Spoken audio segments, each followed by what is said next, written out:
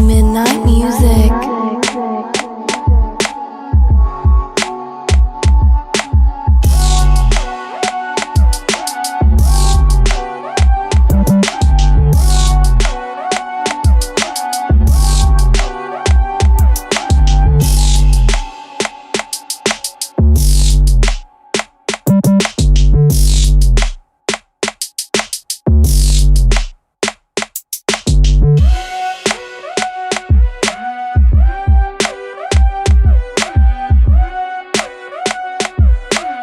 Midnight music. Midnight music.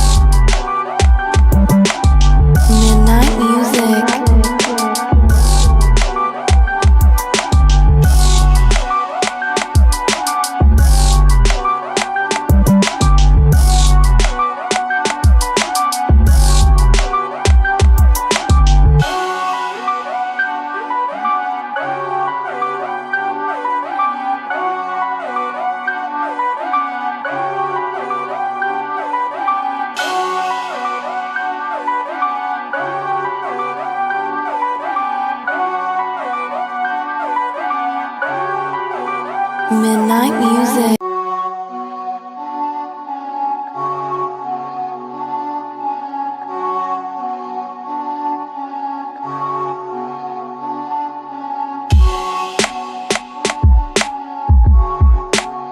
Midnight music.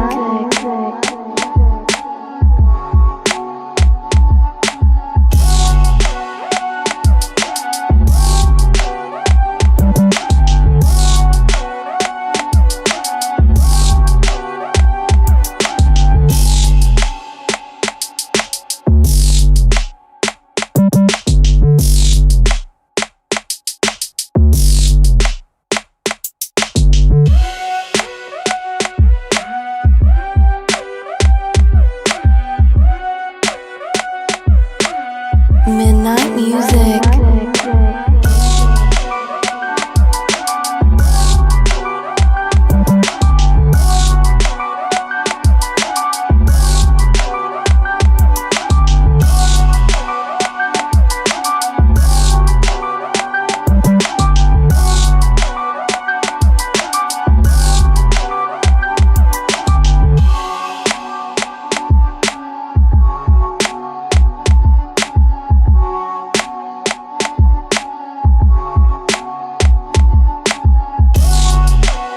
Midnight music.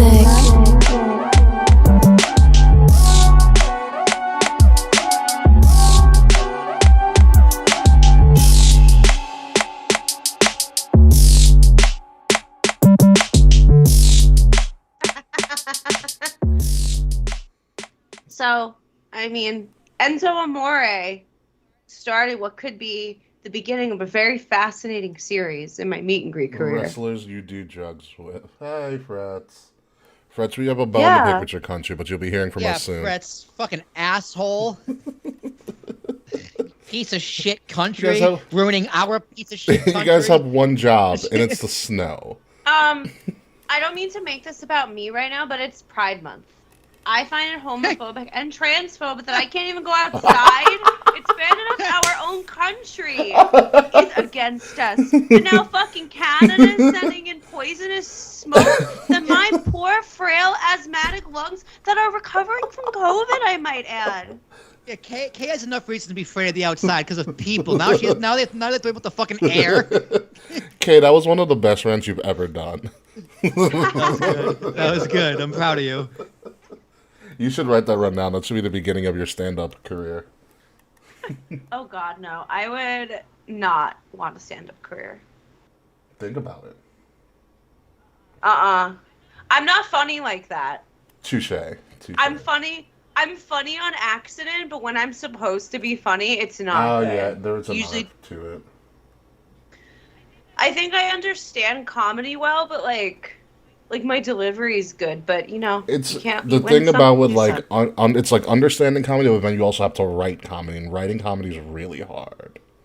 Yeah, I'm spontaneously funny. Planning out being funny is really hard. Yeah.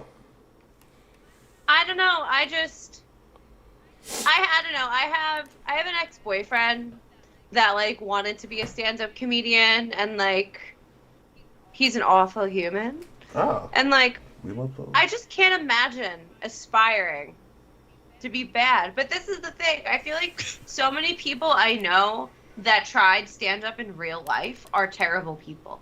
I tried stand-up in college. Did you really? Yeah, I did ha ha ha. Oh, I Ha ha ha. yeah, it's a horrible club. That's why I met Tommy. Oh, were you there when I roasted Tommy? No. Oh, so like when like Tommy's last ha ha ha show, I surprised Tommy and roasted him. Amazing. Yeah.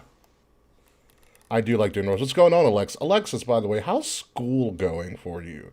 Because weren't you supposed to be doing like cybersecurity or some shit? Shout out to Down for the Count podcast and Alexis. So you haven't heard from you in a while. And I need to know how cybersecurity's going. Or is that, I think that's what you're going back to school for. Can you hack Canada and just give him a dick emoji for us? Not the Titus from Final Fantasy X laugh. Wow. Just hack Trudeau and send him pictures of him in blackface. Like, this is from America. This semester kicked my ass. Alright, that happens. Hey, man, the real world ain't much better. Yeah. So, be aware. Oh my god. Yeah, we're gonna have fun. So, Kate, you're ready to talk about Pride. I think that's the first thing we're gonna start out with. We're doing Pride first? Cool. Let me grab Yes, as I've... fact. We'll fact whatever you want to talk about. Everything we kind of discussed via text the last couple of days. You are clear for takeoff. That's the first... I'm gonna cue you in, and then you'll be good to go. We're gonna... Yeah, clear from takeoff. This is not from Newark, LaGuardia, or JFK. or anywhere on the eastern seaboard at this moment. Yeah, I am not. I went for like one little walk yesterday. Well, it was bad because it's orange outside. Yeah. Yeah, dude. Like I went to the Yankee game last night, and like I was on the bus, and I was like, huh, the sun's orange. That's weird. I mean, it's cloudy, and the sun's like orange. It is almost a definition I had no of idea. like cloudy with a chance of meatballs. Yeah. Like I had no idea it was even hazy until I got to the stadium. This guy outside was like, "Yeah, it's from the smoke from Canada." I was like, "Oh yeah." Yeah, Alexis, we are not okay. was. By the way, we are not okay. Yeah, I did not know that there were fucking wildfires in Canada until like Liv and I were on a walk yesterday, and she's like, "Yeah, the wildfires in Canada." I'm like, "What wildfires in Canada?" I think they're still burning. They are. I was talking to the Queen earlier today, and I literally texted her. I said, "What the fuck is wrong with your country?" No, I said, "Why is your country on fire?" She was like, "Fuck if I know." She's like, "It's pretty much the entire country at this point," and I'm like, It's just like them truckers at it again.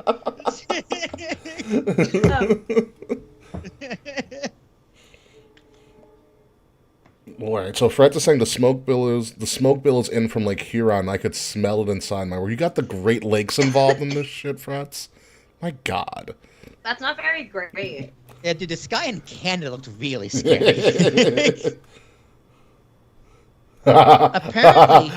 Good job, Alexis. I didn't know Canada was on fire. I'm very mad that they're not in the Stanley Cup playoffs. Ooh. Well, I heard say that one of the wildfires was actually started by a climate activist. No way. They were like, no, I didn't Google this, but still fact checked me. But they were upset that they were gonna do like open an oil drilling thing. So they went on site and just like got rowdy and lit a fire. So nothing says let's save the environment like burning it all to the ground. I mean, worked for Seth Rollins. I was just gonna say Seth Rollins must be thriving right now. Seth Rollins is dancing around this fire. Randy Orton's posing in front of the fire. Oh yeah. It's one of the best poses ever. 2007 CM Punk is coming back. And Bray Wyatt's filing another insurance claim. Yeah, right. God, another funhouse burned to the ground. I know. It's gonna up my premium. Yowie wowie. Yowie wowie indeed. Actually, you guys want to talk? Yes, I know it's exciting to talk about insurance, but like it's not exciting to talk about insurance. Parts of Florida and California, State Farm is just like, yeah, we're just not offering insurance in these areas anymore because it's so expensive because of the wildfires and the flooding. Listen, I don't blame them. They're just refusing to. Yeah, I don't blame them either. They're just refusing to service those areas. It's like, can you do that? Because when you own a home, you have to have insurance. Well, yeah, I mean, but there's so many insurance companies, either local or like national brands, that you can find. State Farm can just be like, fuck it, we're not going to do you guys. You know. I mean, like, Florida also, like, has completely pulled, like, gender-affirming healthcare. So, like, not covering floods and wildfires either, it doesn't really shock me. Yeah.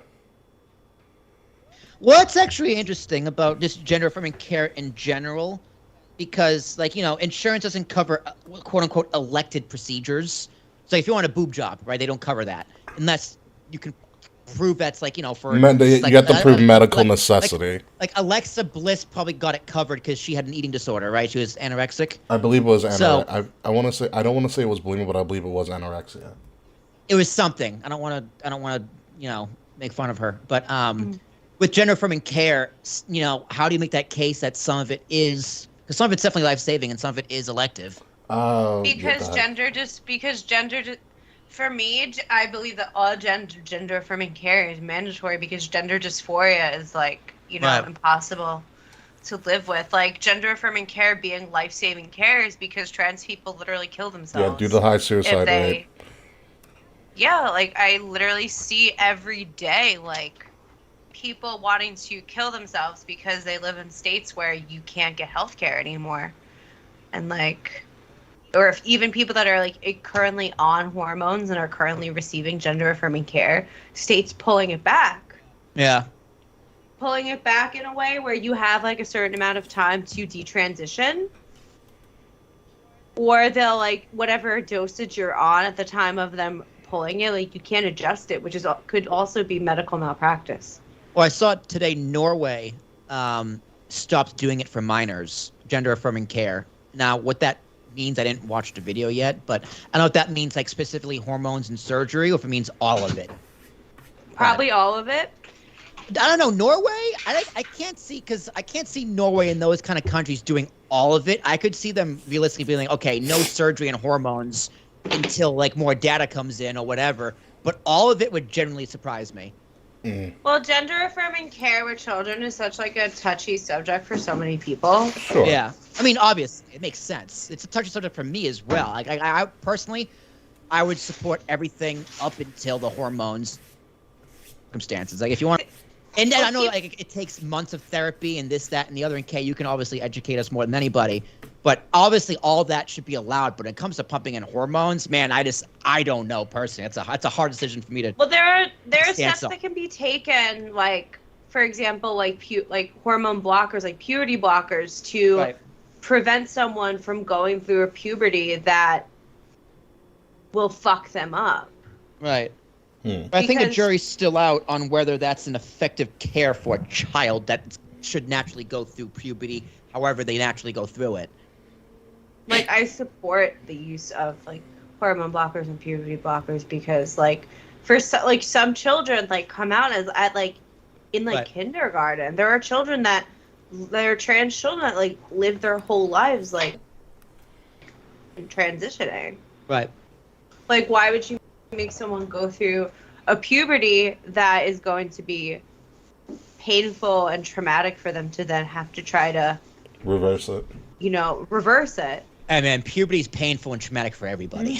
Yeah, but never want to do that shit again. Trans people go through puberty twice. That's a good point. Awful. Yeah, that is That's a a good very point. good point. Like, So why you would make them go through it once, and once they're of age, say like 21 or whatever, even 18, you make them go through it again. Yeah, there is also somewhat genetics involved in it as well, because genetics aren't Yeah, perfect. it's a great point by Alexis too. Puberty can hit earliest periods in third grade and stunted growth. Mhm. That's puberty hits everybody differently because oral hormones are differently. Hormones Like are I don't different, I don't genetics think are it different makes I don't too. think it makes sense to ban medical procedures because everyone's body is different. Like could there be like a 15-year-old kid or an 8-year-old kid who needs puberty blockers? Maybe. I don't know. I have no idea. But just to straight up ban it or straight up allow it for everybody, I think one way or the other is just fucking ridiculous. You gotta Yeah, have you because gotta be on a case by case basis. Yeah, and the government Virus- shouldn't be involved one way or the other. Mm-hmm. By restricting and making it difficult to receive gender affirming care makes it difficult for people besides trans people. Like people receive cis people receive gender affirming care. Yeah, Right. And therapy is part of that care. Yeah. correct. Like seeing a specialist, or like if a little boy wants to be a girl and wants to wear makeup or put a dress on or do ballet, that's part of gender affirming care as well. I mean, Did Taquan just say a bad bitch with a dick? it's fire. Yes, that's Taquan. Yeah. Taquan's been in here for a while. I just haven't said anything. Hi, Taquan. Taquan's been here. Okay, Steph, no, Taquan, I used that word on this podcast like years ago, and Kay had to yell at me afterwards, so I stopped saying it. Yep, that did occur. That did occur. Yeah, Kay had to pull me aside and like, listen, Will. Cut that shit. And I was like, yeah, I know you're right. And look how much more evolved our podcast is now. Yeah. I only let it slip once since then. Did you? I don't remember. I don't recall. Yeah, I 'cause don't I remember remember. I was in a rant and I said it once. I was like, "Fuck, sorry." At least you caught yourself mid rant. That's a. Yeah, I caught Yeah. myself. There you go. Awareness, folks. No, Taquan, I actually, now that Cornell West is in the race, I'm gonna vote for Cornell West. I fucking love that guy. Is Cornell West in the primary race again? He's in the People's Party. So, Oh, okay. which is Andrew Yang's failed attempt at a third party, which is just another corporate backed Remember party. when Andrew Yang But, tried to? Didn't Andrew Yang try to attack Vince in WWE? He might have. I think we talked about it. I'm Yeah. a big fan of Andrew Yang too. It's just like, dude, you tried the same thing too many times. Give it up, dude. I forgot he existed for a while. Yeah, he's just a bad politician. That's his problem. Yeah. You also Right good point, ideas, Alexis. just Good point, Alexis. Bad politician. Oh, Yang Gang. Right. Yeah, they don't just walk in and get hormone therapy. They gotta go through many hoops, as there should be many hoops. Like it obviously I wouldn't necessarily agree with many hoops. Like healthcare should be accessible, but obviously like they don't give out hormones like it's candy. Like Right. I think that's a misconception that a lot of people have. Yeah. Right. Like depending on what state you live in, like you are required to have a therapist for like a year, like, and you get a letter. Like it That's depends on true. the state you're in. That's very true. Yeah, it is state Like specific. I'm lucky A full that year? Mm-hmm. Yeah. Yeah. That is usually the standard. That's a lot. It's the like, transitioning some is a pla- lot. Like some states you Well, Ricky, is there Transition- any other like procedure or medication that would require you seeing a therapist or any specialist for a year before you can get treated? Well, sometimes even when you are doing therapy within that time, you are some individuals, okay, you can correct me if I'm wrong, are actually on hormone treatment, and therapy is there to assist them with the transition.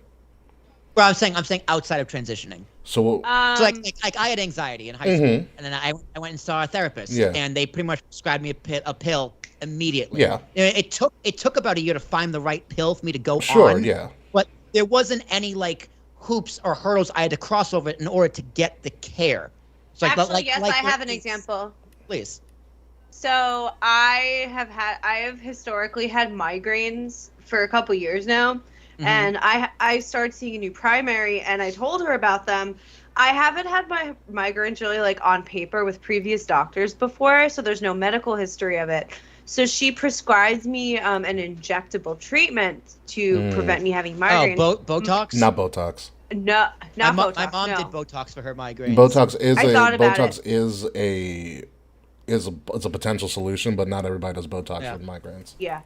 I don't remember the name of the injectable that she prescribed me, but my insurance company blocked it because I have to be treated, have to have been treated for migraines for, I don't remember the period of time. I think it's at least 6 months. The same thing, like right now I'm going through testing to, because I have a lot of like inflammatory stuff that's been going on. Yeah. Like I've had chronic fatigue for about a year now. So I go back to the doctor in like a week or so to like get checked out again. But I can't be diagnosed with chronic fatigue until they exhaust all other diagnoses. And because it's on paper that I've been feeling this way a year, I have a case now. But things like that, they don't diagnose or consider it a viable diagnosis unless you've on record had these symptoms for a certain amount of time. Yeah. So people associate gender dysphoria kind of with the same thing. Like you have to like on record show that like you have experienced gender dysphoria for X amount of time, even though a lot of trans people feel gender dysphoria long before they have the language to identify that or are seeing a professional. It is always good to have paperwork to back up your claim. It does make total sense. I think as the care develops, so say like 20 years from now, those hurdles, the care will be more accessible because there's more data, right? Hopefully. Hopefully, at least in some places. But like transgender people and transgender kids isn't a new thing. They've been around for centuries. But now it's in biblical times too. Yes, the treatments themselves are new, so you got to treat that carefully because you don't want to make a mistake especially with no medical data. That's very hard to reverse. Not very reversible. You want medical data, you need proof from a mental health perspective as this is something that's ailing them. And by the way, Taquan, that X-Men joke was not lost on me. I find that absolutely hysterical. But what do you say? Is this for X gene kick to gene gay? Because I was gonna say Gene gay. Oh, Gene Gray. Yeah. Although, okay, I'm not gonna lie, I would love that as an alter ego name for you. Gene Gay. I do love kayfabe though. Kayfabe is one of my favorites. Like I did love the Queen Bee, but kayfabe I think is my new favorite. I also like. I feel like because I came up. I feel like for Pride Month, you should be known as Gene Gay. Gene Gay. I feel like it will confuse way too many people. Okay, fair enough. Too many identities, man. Too many identities. No, that's the thing. I feel like I rebrand like annually at this point. Yeah, it's not a bad thing. I mean, it fits. it fits who you are. It Kay. works for Jericho. Yeah. Why not have it work for you? That is true. Yeah, Kay, you're gonna be the demo gay or something. The demo gay. Demo gay. Wait! Yes! Wait. What if I do the list of Jericho, but it's the burn book from Mean Girls? Go right ahead. God. Go right ahead. You know what? No, it's fucking Kay. Get us in trouble. We need some controversy around here. Ricky, change our logo for one day, then change it back like Nissan and everyone else did. Oh no, it's already changed. The old logo. We're all changed. Make it the new logo. You want me to do the new logo? And instead of the new, it's called the Gay Kings of the Rings podcast. Kings of the Gays podcast. With a rainbow going over it. Yeah, I can do an overarching rainbow. Wait, that should be our logo for Pride Month, especially because other corporations aren't doing Pride logos. Yeah, she's looking, they did them for a day. MLB did it for like 7 hours and took it off. So far, the only corporations that I've heard from about Pride, are we ready for this? Sesame Street. Of course. Nice. Barbie. Yeah. They got a movie coming out. And I got an email from the New York Jets promoting their Pride line, and it has multiple things. The New York Jets. We have Aaron Rodgers. Help us. Complete Sideberg movies. Ricky, did you see the new Spider-Man? I saw it last night. Oh my God, fucking amazing. I didn't see it yet. Don't tell me anything. Fantastic. So here's what I'll say. I've been locked in the house. The characters, outstanding. The writing and the dialogue, I'll say, phenomenal. They're so funny. Wits yeah. was amazing. Like, it was very hard to keep up. This is a compliment. It was like very black. The movie was very black, and I was fucking about it. The art direction, the action, fucking amazing. How each like universe had different like artistic style, and the cameo with the Lego was amazing. The Lego cameo was really funny. The plot was an absolute mess. That's because the next movie needs to come out to tie it all together. Well, it's a 3-act play. And I know, but here's the thing. Each act felt like the first act. It felt like 3 first acts. Interesting. because it is no surprise, Kay. It is a live action Donald Glover, and that was one of the best parts. that was also really fucking awesome. I loved the last Into the Spider-Verse movie, and I'm like very excited to go see Yeah. this. But I literally need to like do a triple threat at the movies because I haven't seen Guardians yet. Wow. I have to. Okay, I'll tell you this: you are going to cry at Guardians 3. I heard. Bring a tissue. Bring a lot of tissues. I would say bring one singular. Bring tissue. one tissue. Yeah. Like May was like mad chaotic. Like I moved. Yeah. I went to New Orleans and then I got COVID in the span of 3 weeks. Yeah. I will say I had not seen any of the Spider-Verse movies until yesterday. So Into the Spider-Verse is on demand for my Verizon file. So I watched it. I couldn't during work. find it. I tried to watch it before. I couldn't find it. So yeah, I found it, and I was like, oh yeah, it's Tuesday. I can do it's like, you know, discount Tuesdays at the movies. So I went and saw a 10 o'clock showing. Yeah, dude, it was awesome. The movie is incredible. Like once a new one comes out, it'll make this one even better. Yeah, no. But they could have cut some things, rearranged some things. It could have been one incredible movie, but I understand why they'd split it into two. It'd be a really long movie, but it's good. There's so much detail and everything. It's unreal. Dude, that part when they do the meme. They're all pointing. Dude, I died because it was so fucking clever. Like they had to get in there somewhere. They did it. They did it perfect time. Hey, we're looking for Spider-Man. Weird. Well, I have to send you a video by this group on YouTube called New Rockstar, so it breaks down all the Easter eggs. So apparently the creators of the movie, they created like 280 different Spider-Man for that movie.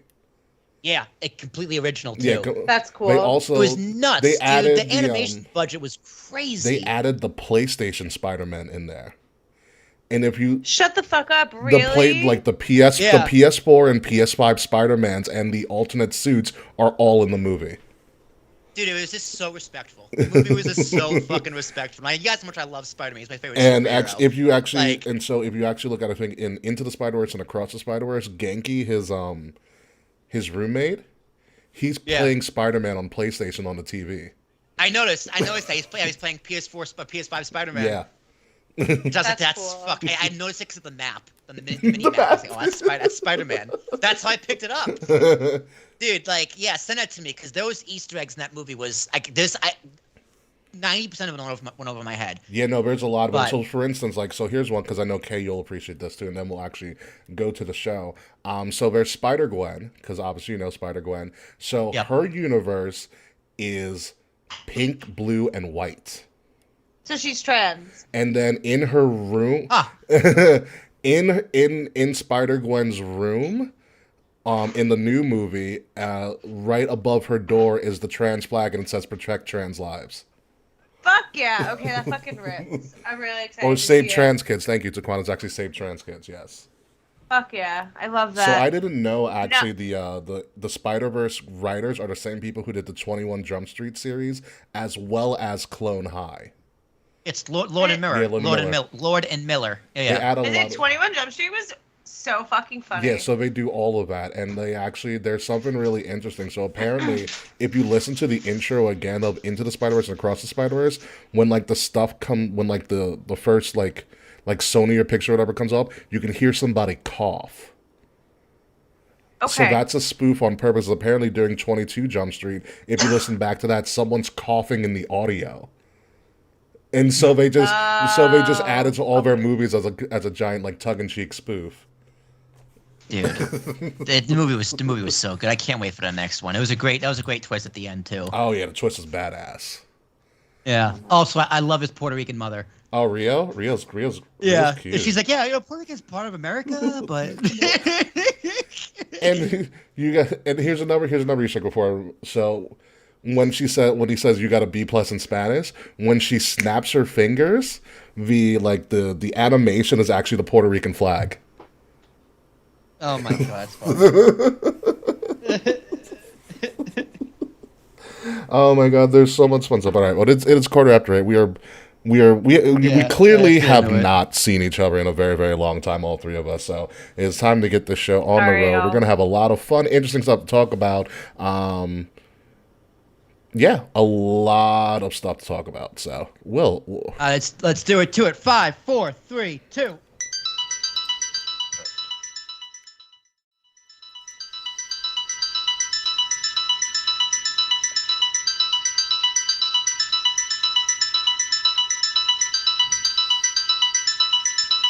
Midnight.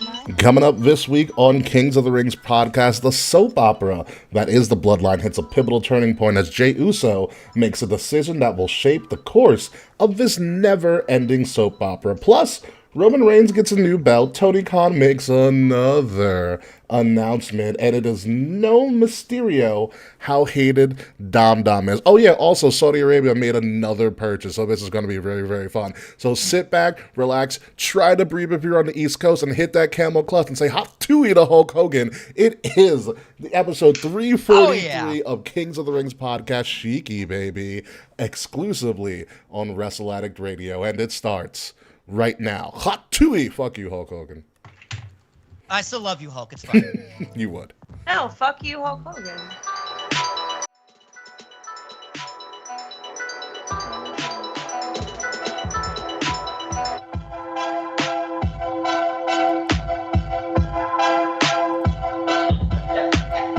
Okay, so did anybody have Canada being on fire on their 2023 bingo card?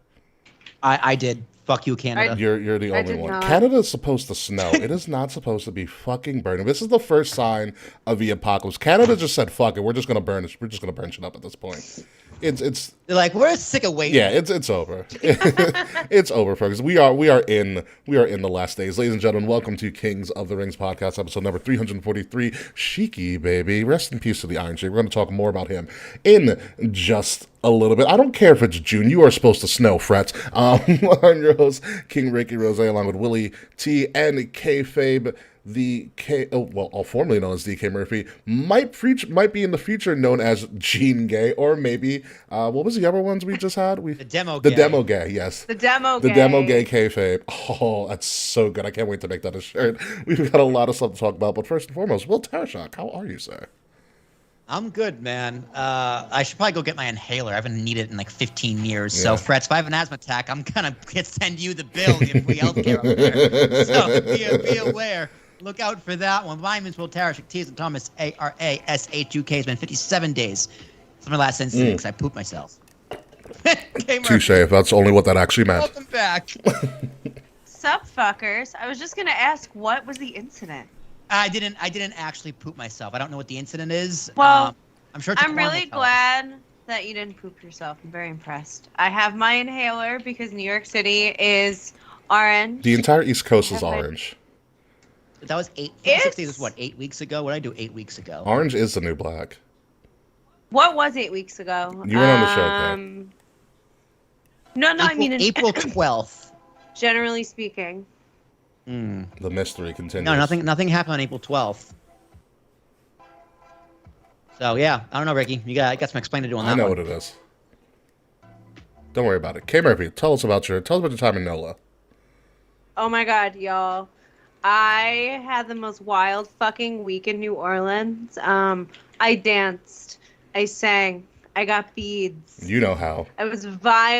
You know how. I was violently high throughout the entire trip. And woo! Indeed. And I experimented with hair extensions for the first time. Wait, hold on. You experimented with hair extensions. Do you want to see? Them? Aren't your sides usually like Yeah, shaved, seriously. though? How does that work? Wait, hold on. Yeah, I want to. BRB. All right, I'm very interested to see what Kay's hair extensions are. I really hope it was like Bianca Belair hair extension. Like Oh just my God. one giant They're ponytail, just swinging it around everywhere and skipping down Bourbon Street. That's all I really I'm want. on my own against the wall. Yep. So I bought a clip-in. Oh my God, I was correct. ponytail. I was correct. It's a clip-in ponytail like Bianca Belair. I don't know. I wanted to like feel a little cunty in New Orleans and try something different. No one, if it looked bad, no one was gonna see me ever. Yeah, I'm with Taquan here, Kay. That might be appropriation over there, my friend. It's literally No, look, I will not do that. To Well, it's Quan. not braided. No, oh God, no! It's literally. It's a quad. Look, it's a claw clip. Oh, it looks great. It looks great. It does look pretty dope. So I literally just clip it to my ponytail, and I have hair, and honestly, like, it looks like shit right now because I didn't like do it, but like it was so cute. Hold on, I'll send like a picture in the host chat. You definitely did like a model little picture, didn't you? Oh wait, oh just did wait. Did a Oh, just kayfabe wait. photo shoot? Oh yeah. Oh yeah. The I'm gonna show you. I'm sending you my Bourbon Street outfit Kate- with the extensions. Kay thought they were gonna fit in the Little Mermaid screen.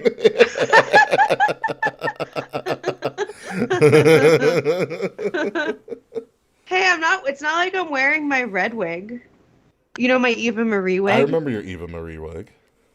It's is that, somewhere. Does that look like Judy from Doug? I don't know. Was it? I don't remember. Well, no. I had a red wig. I bought the red wig when I wanted Eva Marie to come back. I had the green wig when I was Shotzi for Halloween, and then I had a blue wig from a Halloween costume I did. Welcome to the ball pit. All right. Gotta love it. Are you really posting it right now? I put it in the host there it chat. is. All right, hold on. I'll look at it in a second.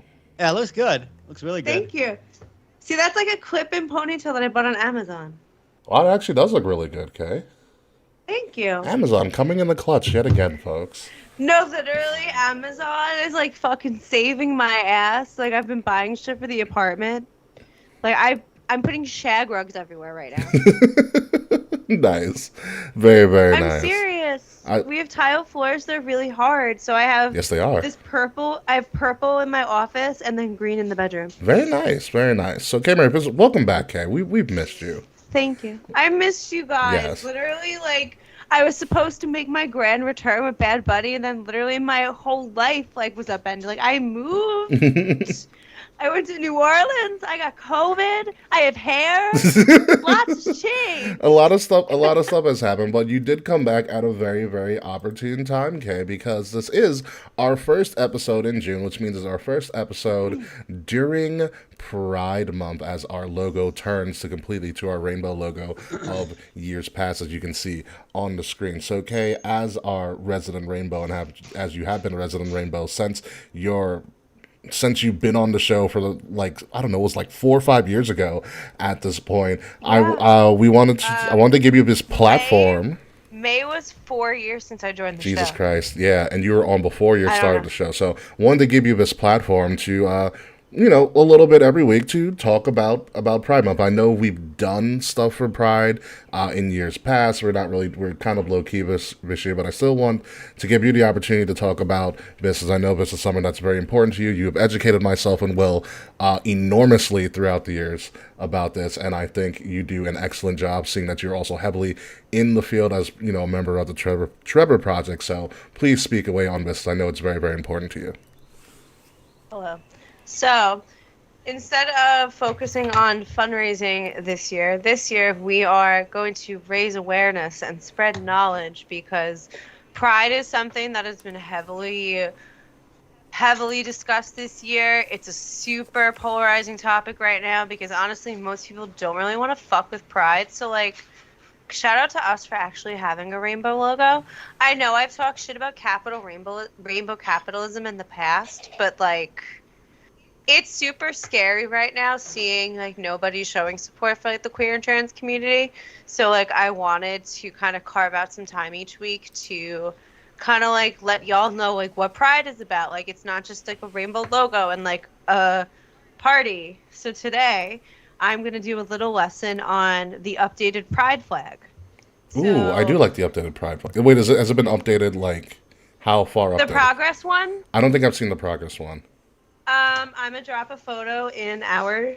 Actually, no, I'll drop the photo in our Discord. Does this one include the two-spirited people? I know Canada now recognizes the two-spirited people. I wasn't sharing the two-spirited flag, but I can find that. Okay. If y'all give me a few moments. Two-spirited people are really funny. That's a good one. I don't know if funny's the word. I'll use the word funny. Two-spirited people. I don't even believe I have one spirit. Wish I had two. I wish I had, yeah, two. I mean, they can fight with each other though. I know it also has origins in like Native American culture. That spirits. makes sense. Specifically Gotcha. Native American culture. So, okay, what do you have for us this week? All right. So the Progress Pride flag, it came out in 2017, I believe. It was created in Philadelphia. Mhm. So the Pride flag has changed a lot over the years and has it's reflected different, like the rainbow has featured different colors in the past. Like the original Pride flag featured hot pink and turquoise. Wow. But it doesn't anymore. The Progress Pride flag, you'll see the rainbow flag, like the traditional Pride flag is reflected. And then there's the white, pink, and blue stripes that represent trans people, and then the brown and black stripes to represent BIPOC people. Because, and I'll get more into this in a later episode, like Pride started as a riot, and we would not have our rights without trans women of color. That is correct. Like, full stop. Stonewall. So, exactly. We will have a whole Stonewall episode when we get closer to the anniversary of Stonewall. Mhm. So, Is the Stonewall anniversary also in June? yes. Okay. So the Stonewall anniversary is the end of June. Gotcha. So this will probably be during our one of our seminal shows, our Money for the Mark show. Yeah, money for the marks will coincide with Stonewall. Oh, shit, that's Pride. happening. Yeah. That's coming up. Yeah, it's going to be the last show of June. It's going to be our last show of June. Shit. Yeah. Yeah. Money. So, Yeah. so like I had said before, the white, blue, and pink colors on the flag represent the trans community. The black and brown represent people of color, and then the red in the rainbow represents life. Orange represents healing. Yellow represents new ideas. Green represents prosperity. Blue represents serenity, and violet represents spirit. So Awesome. that's our little flag lesson. Thank you, Kay, for sharing for that, because I think that's pretty awesome. I totally forget that the different colors represent different things in the Pride flags. That's pretty awesome to kind of get a refresher Yeah, I had no about. idea. I had no idea they represented anything. Yeah, I believe I might be. I think hot pink represented sexuality, and I don't remember what turquoise stood for. But turquoise also had a meaning. Like every color has always had a specific meaning in the flag. Okay. Very interesting. So thank you, Kay. So like Kay said, all throughout the month of June, Kay is going to be spearheading, educating us on some pretty awesome facts about the LGBTQ community as well as Pride in and of itself. Because there is a lot to learn. You'll be surprised about all the things that you can learn. This is in lieu of us just talking about, as Kay and I had discussed throughout last weekend, about trying to make it more, I guess, wrestling centric, which we have in the past. And I think a lot of us as marks know who the wrestlers were, for the most part, who were pioneers in the LGBTQ community, whether we knew it or not at the time, like Pat Patterson, being wrestlers and or sports entertainers. But Kay thought, and I agree with Kay, looking back at it now, but it's better just do general education and not actually have it associate with wrestling, because it puts it all into a little bit better perspective, I believe. As well. Yeah, like there's only so many times I can be like, oh, this wrestler's gay. Yes. We already knew that. Like Yeah. it would be like Pat Patterson, Sonya Deville, Anthony Bowens, Effie, Darren Young as well. Darren Young. Like we all this is all shit everyone that's listening to our show most likely is aware of. I wanted to use Pride to teach y'all something a little different that you might not have known Wait, otherwise. Kenny Omega's bisexual. Oh yeah. I did. Yeah. Oh, that's right. Kenny is a bisexual king. Yes. God, that doesn't surprise me at all. Yeah. yes, he is. Good for him. Yeah, good for Take it in the ass, Kenny. Good for Kenny. So as we move Do we think Kenny Omega is a top or a bottom? I don't want to think about it, bottom. but definitely a bottom. Yeah, bottom. But for Pride Month, Bottom. Yeah, definitely a bottom. would you deny me this question during Pride No, Month? no, bottom. It's unanimous. No, Even I'm Taquan says I'm bottom. denying you an answer. There's a difference.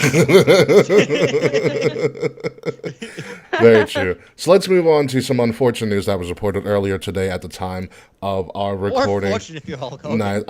So the one of the greatest heels in the history of sports and entertainment, the Iron Sheik, unfortunately passed away at the age of 81. You guys might know the Iron Sheik from his most legendary Twitter account, which he would tweet everything in all caps and scrutinizing Hulk Hogan on pretty much a daily basis. But I don't think a lot of us know about the life of the Iron Sheik. And here's some stuff I learned today. This is from ESPN.com's little retrospective on the Iron Sheik. Sheik, whose real name is, and excuse me if I screw this up, Hussein Khosrow Ali Vaziri, was a former WWF World Champion, inducted into the Hall of Fame in 2005 as a hated heel. He had legendary battles in the 1980s against Hulk Hogan, Backlund, and Sergeant Slaughter. Sheik beat Backlund for the WWF title in December of 1983, and 1 month later, January 1984, Hogan defeated Sheik in front of more than 20,000 at MSG to win the belt for the first time. That match in particular helped catapult Hulkamania into the phenomenon that it was, which later led into the first WrestleMania just about a year later. Before starting in professional wrestling, Sheik was a bodyguard for the last Shah of Iran, which is the last king of Iran, Mohammad Reza Pahlavi. He was a Greco-Roman wrestler in his home country, nearly making the 1968 Olympic team.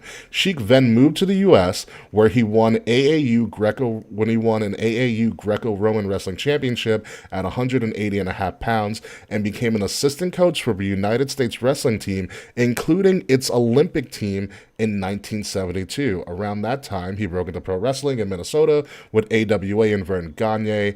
Under coach and catch wrestling legend Billy Robinson. Sheik was given a character based on his Iranian heritage, and he leaned into it, shaving his head, growing a handlebar mustache, and wearing shoes curled at the toes, those legendary curled shoes, which went on to become an iconic look. He joined WWF for the first time in 1979, winning MSG's first Battle Royal match and having matches with the likes of Bruno Sammartino and Chief Jay Strongbow. After dropping the title to Hogan in '84, Sheik had a memorable host of matches with Sergeant Slaughter, a U.S. military-based character. The feud played off real-life tensions between the U.S. and Sheik's Iran homeland, which made him one of the most villainous people at the time.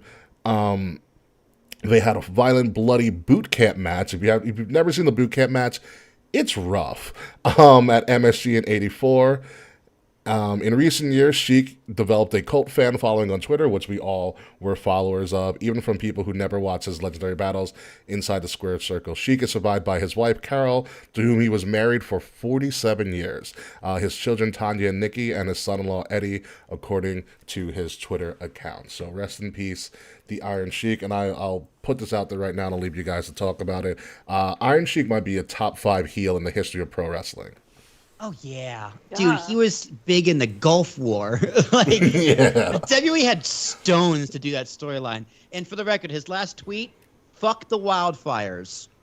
He tweeted about one of my favorite bands, Boy Genius, and I was very confused. Dude, he just tells them to go fuck themselves. Sheiky. In the past week, he told the Wizard of Oz, Little House on the Prairie, the fuck the rhythm and the rhyme, the Apple Pro Vision headset. Fuck Hogan, fuck the Monday twice. Starship's meant to fly. What the fuck do you think, jabroni? He fucks with fruit gushers, but he couldn't find them in a store. Take a deep breath and reflect on how dumb of a son of a bitch you are. Which, yes. Yes. Wait, I should hang that in my bathroom. He came after My Little Pony, and yeah,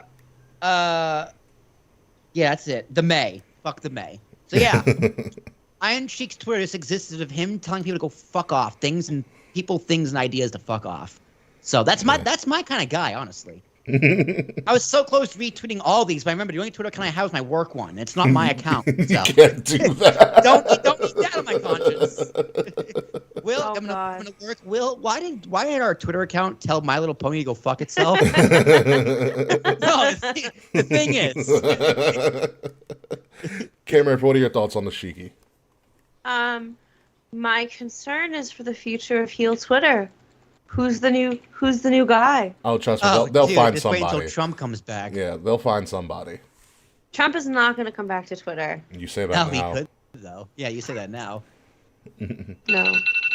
It shall not happen. Yeah, so R.I.P. to the Iron Sheik, one of the greatest heels of all time. The reason we have the camel clutch to begin with, just a heel through and through, but apparently one of the most beloved people in all of the wrestling world. The Rock talks about him a lot. He was a big part of The Rock's growing up because Sheik knew his father and Sheik was always around. He's portrayed in the Young Rock series as well. Sheik is Sheik. He was kind of a one of a kind individual, but also very, very strong. Like, he doesn't look it, but he was wicked strong. Yeah, freak athlete. Yeah. For sure. Yeah. Not a guy you actually want to get into a fight with at all. Sheik reminds me of this middle school math teacher I had named Mr. Urban, who was like bench pressing like 300 pounds in his 80s.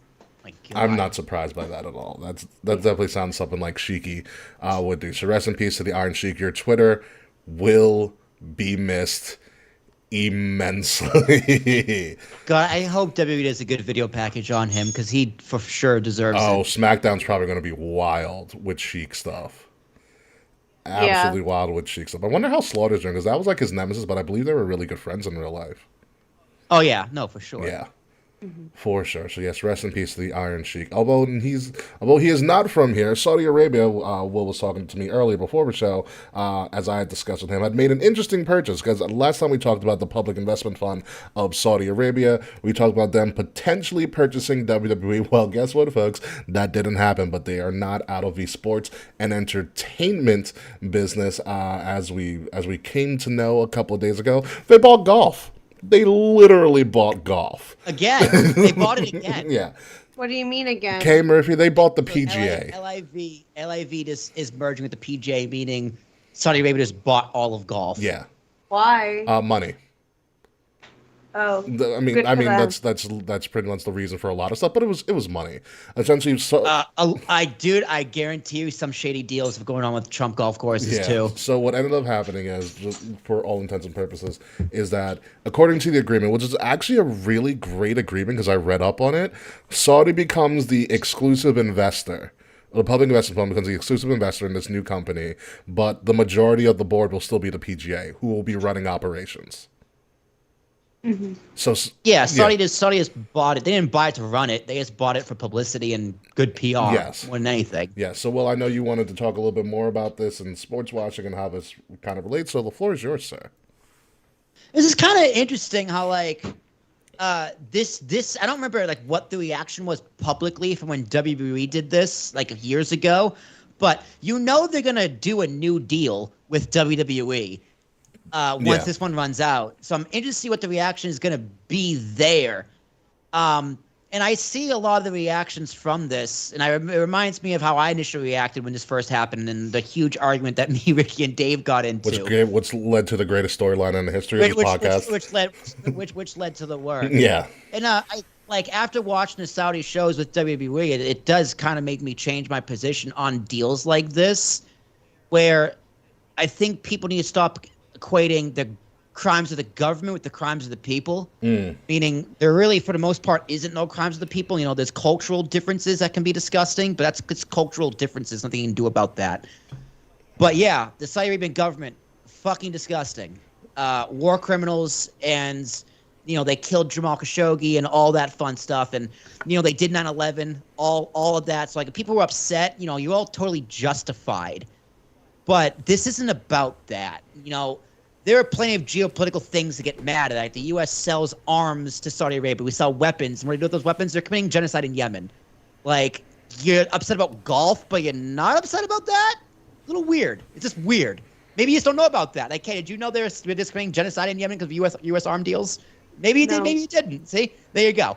So there's plenty of anger to be had at Saudi Arabia, but I think a lot of this anger does get directed at the people, and I think that's bizarre. Because if there's one thing I don't mind Saudi Arabia getting involved with in terms of U.S. deals, it's sports and entertainment, because they can be just like the rest of the world. I mean, hey, people over there like golf, people over there like wrestling, people over there like movies that they're allowed to watch. So I don't think this is worth getting up in arms about. Especially when there's more important things to get up in arms about. And I think it's a good deal. The golfers are going to get paid. The golfers are completely blindsided to it. I think it's pretty funny. I know, it's hysterical too.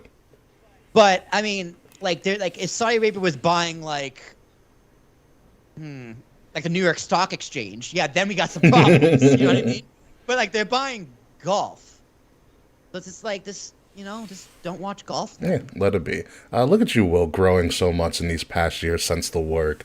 But no, it is something to kind of really discuss is that, and I think it's something that, in terms of professional wrestling and them doing shows over there, something that WWE really highlighted in front of in lieu of all of that contention with them doing the deals in the first place was that they put on these shows and they. Like WWE does it really well. They ingratiate themselves in the community, if only for like a week. They do it at WrestleMania all the time, and they number one WWE's philanthropic team is awesome. Kudos to Stephanie McMahon for spearheading that when that first got kicked off. But they do a lot. They just did their first Make-A-Wish over in Saudi Arabia. They helped do the Special Olympics. It's gotten to the point where individuals like Sami Zayn is able to go over there and really kind of invest in his religion and his religious culture. He made a trip to Mecca. He came out in his traditional, in a more religious outfit when he did the main event. Something that he was never able to do for such a long time due to Stanley. He got his chance to do that, and people embraced him and loved him for it. And I thought it was a beautiful thing to see. It was a beautiful thing to see. It was really cool. And all of that doesn't excuse the war crimes and crimes against humanity their government commits. And don't worry, our government commits them too. Yes, we do. Don't get me wrong there either. But it doesn't mean like just because 9/11 happened that they can't do business in exchange and culture. Yeah.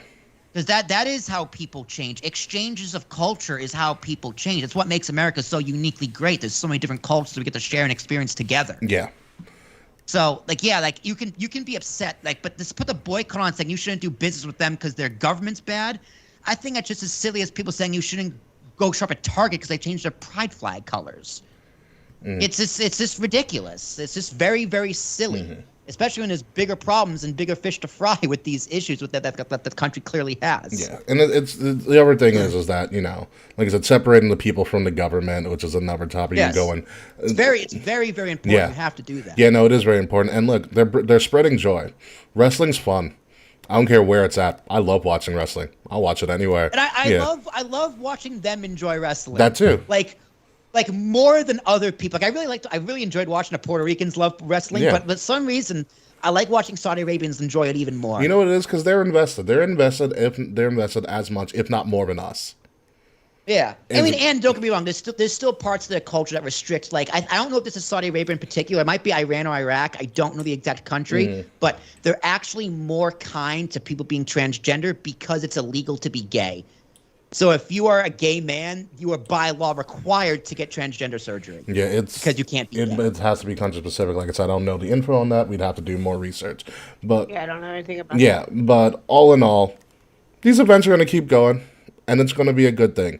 You got to exchange culture. You got to get other people from around the world to know each other, and that is always a positive thing. And WWE was one of the spearhead was one of the companies that helped to spearhead that with Saudi, and I think overall it is a promising and a good thing. But let's move along from this to guess what, folks? Tony Khan has another announcement for the umpteenth week in a row. Okay, so let's go through the Tony Khan announcements here. So a couple weeks ago, he said Collision was coming, the worst kept secret in all of wrestling. He then said last week that not only are we bringing Collision on Saturdays to TNT because it's just WCW Saturday Night or Monday Nitro in disguise. Look at the goddamn logo. But he said we're going to be in business when CM Punk again because that always goes well for everybody. But CM... Dude, Tony Khan sounds so unexcited to announce that too. He's like, CM Punk will be back. Yay. Yeah. K Murphy, what's your reaction to Mr. Charles Michael Punk being back? It's Chick I Magnet knew Punk. he was coming back. Of course I'm excited. That's my boy. However, like I want to see how they approach him coming back because that media scrum was an embarrassment. Yeah, you think? It was Such an embarrassment. Like this is the thing. If I feel like that press conference I really hope that he was able to is able to salvage what he could have had. Like that could have been like the true. It could have been the fucking summer of Punk, and instead he was unhinged and chugging Spindrift. So I'm hopeful that it'll be good, but I'm nervous. Mm-hmm. But I'm gonna prioritize AEW again. Oh. This is what happens every time CM Punk comes back, and I know I'm not the only person that feels that way. They do need. So my question for you, Kay, is this: so Tony Khan tonight is going to announce the main event of the first AEW Collision. This is his announcement. He's announcing the first main event of Collision. Kay Murphy, what is Collision's first ever main event? My original guess was probably Punk and Jericho. Oh, okay. But now I don't know. I don't know. I feel like Punk and Jericho is like interesting enough where like people will watch that. People will want to see that. Jericho's looking rough these days, though, I'm not gonna lie. Even better. Make Punk look great. Yeah, here's Okay. Fuck it, I stick by it. Tony Khan's gonna come out and be like, Collision, the biggest wrestling show of the last 6 months. The main event. We got CM Punk versus all of you. He's gonna fucking apologize. Then drops the mic. You know, here's what it is. The main event is going to be CM Punk versus the media. It's going to be a live media scrum in the middle of the ring. Oh my god, dude, Punk versus Meltzer. Yes. Stop! Yes. No. Give it to me. Give it to Punk, Meltzer and Alvarez in a 2-1 handicap match versus CM Punk. Live. He comes up to the AFI song. It's gonna have the media scrum. It's gonna be called the media scrum match. Dude, what would Dave Meltzer's entrance song be? Oh, probably not Welcome Back, Cotter. The Leave It to Beaver theme song. Oh god, that's a good one.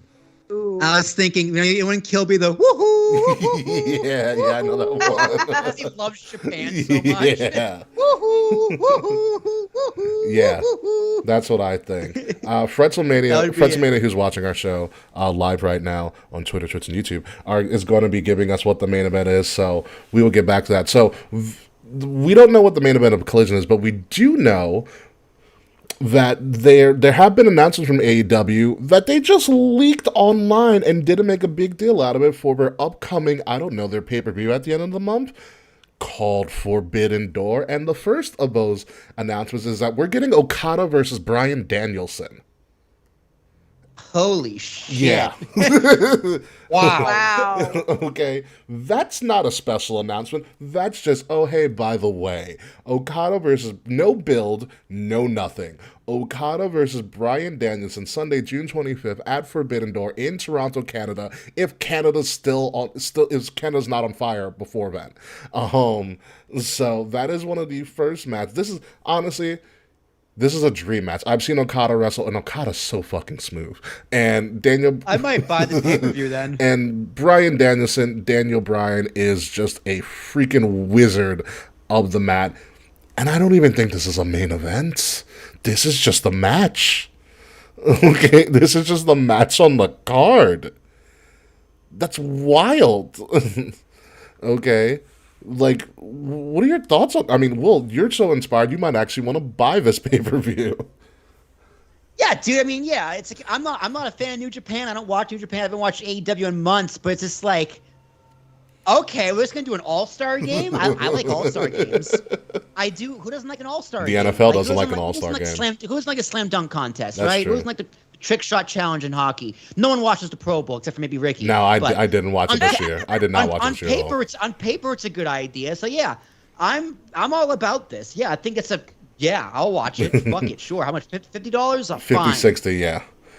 So also, there was another match that was announced as well. The IWGP United States Championship held by Kenny Omega will be putting his title on the line against the aerial assassin Will Ospreay. That is Holy shit. that is the other match that has been announced for Forbidden Door. Again, these announcements didn't get special announcements from Tony Khan because Tony Khan's too busy trying to figure out what is going to be the main event of Collision. But we're going to tell Who you. do I want to put CM Can Punk I up j- against? Can I just say that like 2016 me is like salivating. Is it really okay? Oh my god, yeah. I would have fucking been all over this shit. I am all over this shit. I find it rude that Forbidden Door is the same night as Pride. Oh, I'm so sorry, Kay. Me too. This happened last year too. Well, we will have boots on the ground. Fretzelmania will be in attendance. He's got floor seats, the Forbidden Door. Freds, that's great. Yes. Yeah, I just fucking wow. Yeah. Fretz has floor seats to Forbidden Door. He's probably going to try to get pictures or whatever he's going to do. Just try not to lose your voice before the show actually starts, Fretz. It's going to be... Yeah, Fretz, if you boot out your nephew or whoever and give me a ticket instead, I'll forgive you for poisoning New York. Yeah, so Forbidden Door is shaping up to be a wild time. So honestly, folks, here's we have kind of we kind of have another generic show next week. Week after that, we're doing a preview of Forbidden Door. Week after that, we're doing a preview of Money in the Bank. Money for the marks, baby. It's going to be summer. Summer is kicking up real quick. Real soon. Forbidden Door and then Money in the Bank weeks away from each other. Great American Bash is actually coming back too for NXT. They're doing that. They're on the road again. They are going to be in Dallas for Great American Bash because that just seems appropriate, to be honest with you.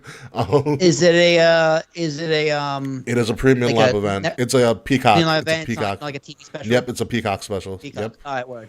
Good. That's good for Yeah, them. no, they're traveling again. It's very, very good for them to continue down that road. But let's move on to the rest of the week. Ladies and gentlemen, we finally got everything that we wanted for, kind of. Roman Reigns has one belt now. Thank God. So what you're seeing right now is a picture of Roman Reigns that he posted to his social media with the new belt. There's a little bit, yes, looks very much the same as the belts he had before, except for the fact that the background is now gold and the W's have now black stones instead of white stones. Yeah, dude, they just switched the colors. Like, The that's all they other did. thing that It's so gaudy. I love it. I hate I it. knew don't it. like I knew it. So I love how you say gaudy too, because that makes your New Yorker come out really thick. Gaudy. Gaudy. Oh, Brittany, you understand? This bitch was just being fucking gaudy. So I do want to point something out to both of you. Visually, we can now say yes, Seth has a belt, Roman has a belt. However, if you look closely in that picture, it says in Roman's belt, doesn't say Universal Champion, doesn't say WWE Universal Champion. It says Undisputed Champion. Seth Rollins officially has a secondary title. It's a tertiary. I still consider it tertiary. Like, although Romans does look like it's just you spilt honey, like spicy brown mustard on it. Honestly, when I first saw it, when I watched the show live, I was like, maybe, but then like I saw it like without all of the like stage lights on it because it's freaking glistening.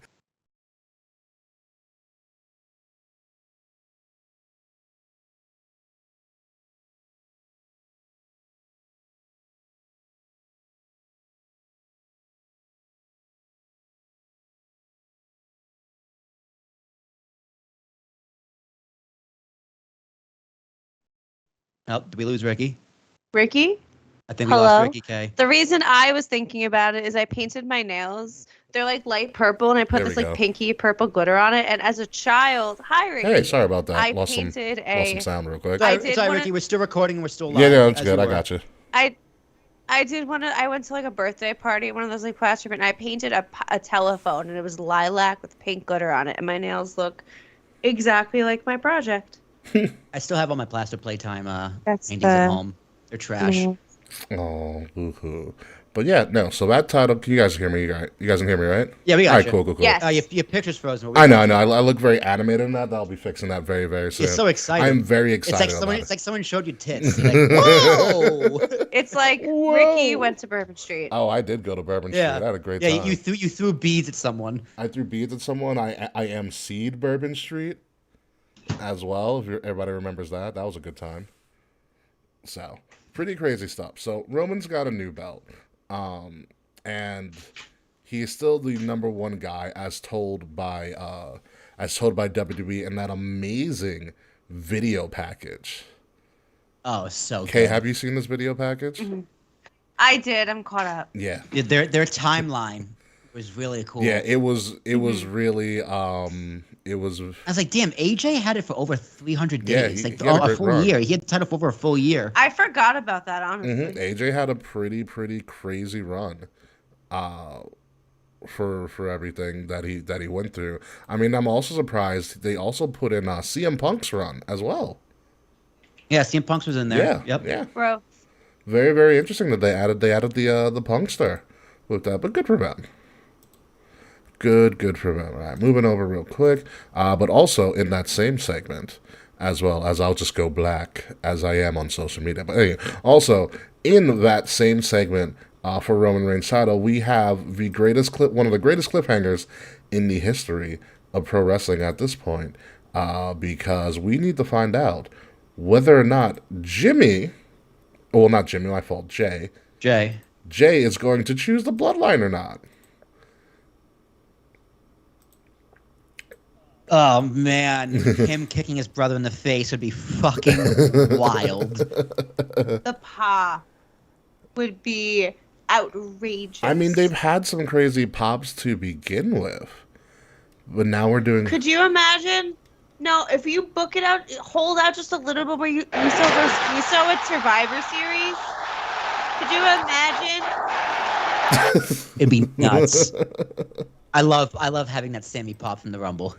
Yeah, I mean, we know that Solo has picked the Bloodline. Jimmy obviously has not picked the Bloodline. So what's Jey gonna do? That is the biggest. It's the biggest soap opera in wrestling. I literally had a friend over watching wrestling for the first time, totally in love with Roman and everything, and That tracks. they were on the edge of their seat during this entire segment. It was the most excited they have been for anything that we watched, besides Pretty Deadly coming up, because Pretty Deadly's really fucking funny.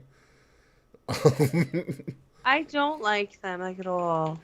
They're an acquired taste at this point. They're fucking boring to me. Wouldn't you love Pretty Deadly before? No, I thought you did. literally never. Oh. No. They're an acquired taste. Oh, I always felt that they were mid. Good for them. I'm happy for them. It's not my thing. fair enough. Fair enough. So here's the question: who does Jey go to? Well, Tarashak. Dude, don't put me on a spot like this. Maybe it says he does it the Rumble and picks neither and just bitches out and just leaves, walks out. He chooses himself. That won't Love happen. is the That won't answer. happen. You know that. Love is the You answer. know that. You can't do the Zeus! You can't make me choose! Oh, Zeus! What are you doing? What are you doing? I can't, dude. I can't. I don't think. Hold on. KKK. All right, so that was Will's Jey. Will, do the Roman. Oh God. Jey, you gotta choose. No, hang on. Come on. No. You gotta pick the Bloodline, or you gotta pick your brother. You gotta acknowledge me. I Still respectfully chop. explain. The Roman's hard doing this on the spot. That's very true. All right, fair enough. Oh man, but yeah, I don't. You gotta be the guy. Oh man, this is so compelling. I don't know where it goes from here. So let's say if Jey actually does leave the Bloodline, does him and Jimmy just go back to regular Usos? That's the thing. The Bloodline has set up a really hard kind of once the Bloodline imploded, which we knew it was going to, it kind of leaves them in a where the fuck are they going to end up? Because literally anything less than what they were doing will most likely be a downgrade. Oh yeah, guaranteed. Yeah, I mean it's gonna be really hard. They're gonna, I guarantee you, they will be feuding with the New Day again in 3 months. Aren't all of them hurt, or is Kofi still on TV? I don't know. Well, Big E hasn't been cleared. Yeah, which man, Which is take your time. You broke your neck. Yeah. Like, I would not be shocked if he never came back ever. I know. I believe I think they just don't have anything for Kofi Xavier at this point. They're just chilling. Yeah, I think Xavier's injured too. Potentially. His knee or something. Yeah. Or is Kofi's the one that's still hurt? It's That's Kofi. knows. Kofi's still hurt too. It's Kofi. Which is fine. Kofi's getting up there in age. Which again, perfectly fine for Kofi. Take some time off. They've done enough in their career. They're all going to the Hall of Fame. Yeah. It doesn't matter at this point. Just chill out. But I get it. But again, most compelling thing in all of wrestling. But I am going to be missing Paul Heyman. Kind of being Paul. I liked Paul Heyman carrying 2 belts. Yeah, I did too. I Yeah, me miss it. too. I miss it a lot. Oh well. Shit happens. Alright. Moving on to this. This is how big the segment, and this is something that WWE does really well, is talk about their accomplishments. That past segment, the Bloodline segment, in particular, 40 million views. This was reported on Monday during Raw. 40 million. That's Tony wild. Khan's a demo god, guys. I'm the demo god, actually. You're a demo gay. You're a demo gay. I wish we would have made a shirt for that this year. Call you the demo gay shirt. We still can. We still It's can the make first week demo. of Pride. Let's work on it, Kay. Great, got it. Demo gay shirts. That would be great. We're gonna rush order them for everybody. Hulk Hogan, you are worse than an airport tuna sandwich. What? God, what a tweet. But yes, this is the power of the Bloodline. WWE at this point is kicking on all cylinders. Like, it's pretty gross how efficient they're running right now. And the Bloodline segment is just one of those segments. But moving on to what I think was the highlight of Raw, Dom Mysterio just gets heat for days. He doesn't even do anything. He's just there. Just alive. He just looks like a piece of shit. Like, honestly, it's the tattoos. It's the tattoos Do he you know already what he had. reminds me of? And it's like really specific. What? Please. So obviously both of y'all lived on Long Island. I So still you live all on have been Long to a Island. Kohl's. You still live on Long Island. Yeah. So So do you, Kay. y'all technically. I don't want to hear it. Don't be that person, Kay. but- Don't be that person. Oh, I am. Don't that, be I am that 1,000% that person. I am 1,000% that person. Anyway, fucking. Oh my god, I lost my train of thought. Dom Dominic reminds you Mysterio, of, yeah. Kohl's. Yes, Coles. What about Coles? The men's section of Kohl's, specifically the Tony Hawk brand of Kohl's, that is what Dominic Mysterio reminds me of. Good analogy. Good analogy. So here's you. my question, and I'll pose this to you, Kay, since we're on you right now and I don't feel like switching screens. Valid. Is Dom Mysterio the best heel in all of wrestling? No. Well, Ooh. it's Iron Sheik, but he's dead. So, That's still performing, Kay. you didn't specify. I thought all of wrestling would have really tipped you off about it. I don't have an answer. My funny answer, once again, for this will be the internet wrestling community is the greatest heel in wrestling. Touche. But I don't know. I think Dominic Mysterio gets heel heat because he's fucking annoying, not because he's good at being a heel. Interesting. Well, what are your thoughts? I think he's great at being a heel because he knows, because he gets the reaction and he plays off of it. And other heels in the business get that cool heat. Like, yeah, we boo Roman, but we all on our knees acknowledging our tribal chiefus. Like, that's just what we do. I'm trying to think of like other heels. Rhea's also a great heel. Rhea Ripley's a great heel. Rhea's outstanding. Yeah. Yeah, Rhea and Dom work great together. So two of them together, I think, is the best heels in wrestling. MJF is a good heel. People like MJF. Like, no one likes Dom. I feel like No one I feel likes like Dom. MJF lost his steam. I would agree with that too. I Asuka, disagree.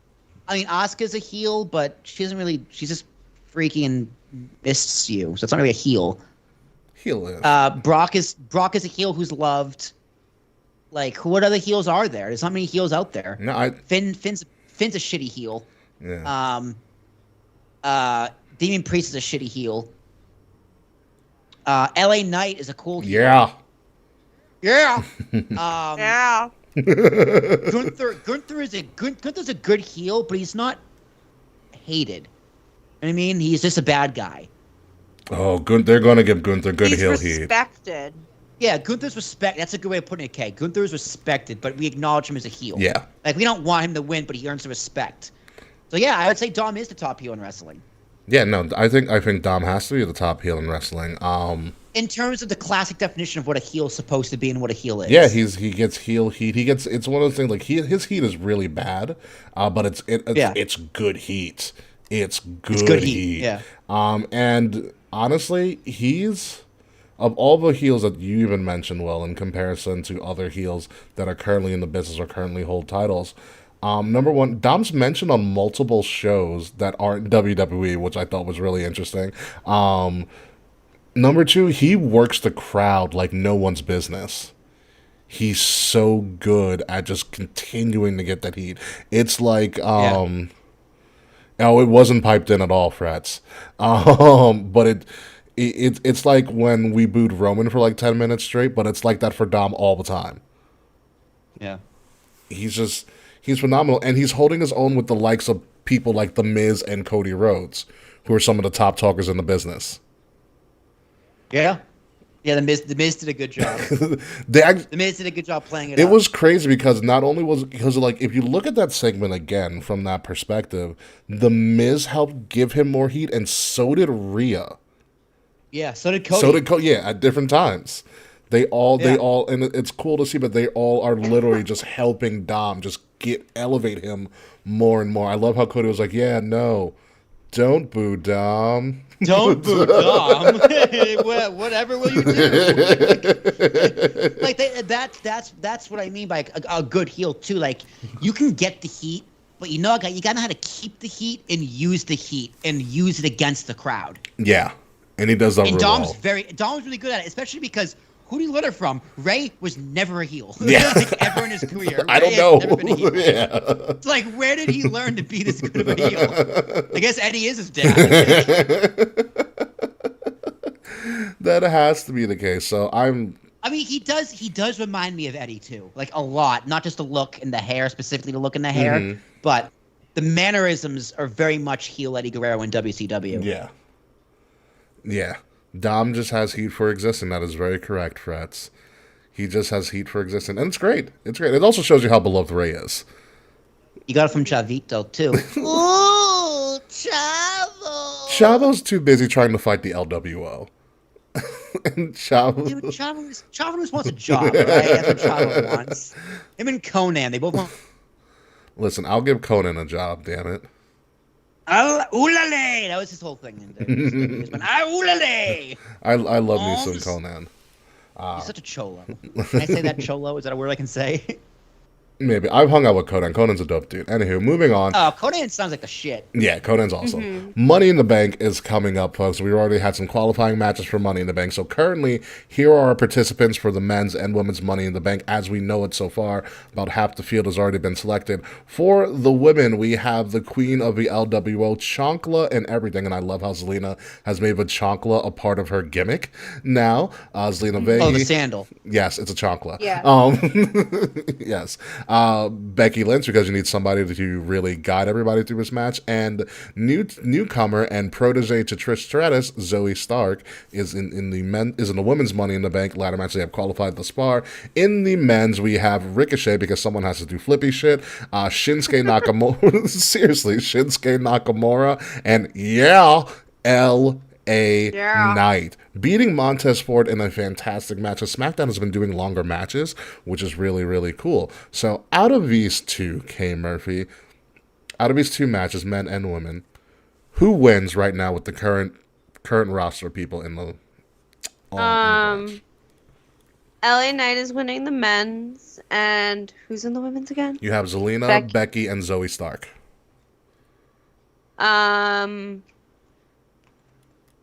I could see Becky or Zoe for the women. But LA Knight 1,000,000%.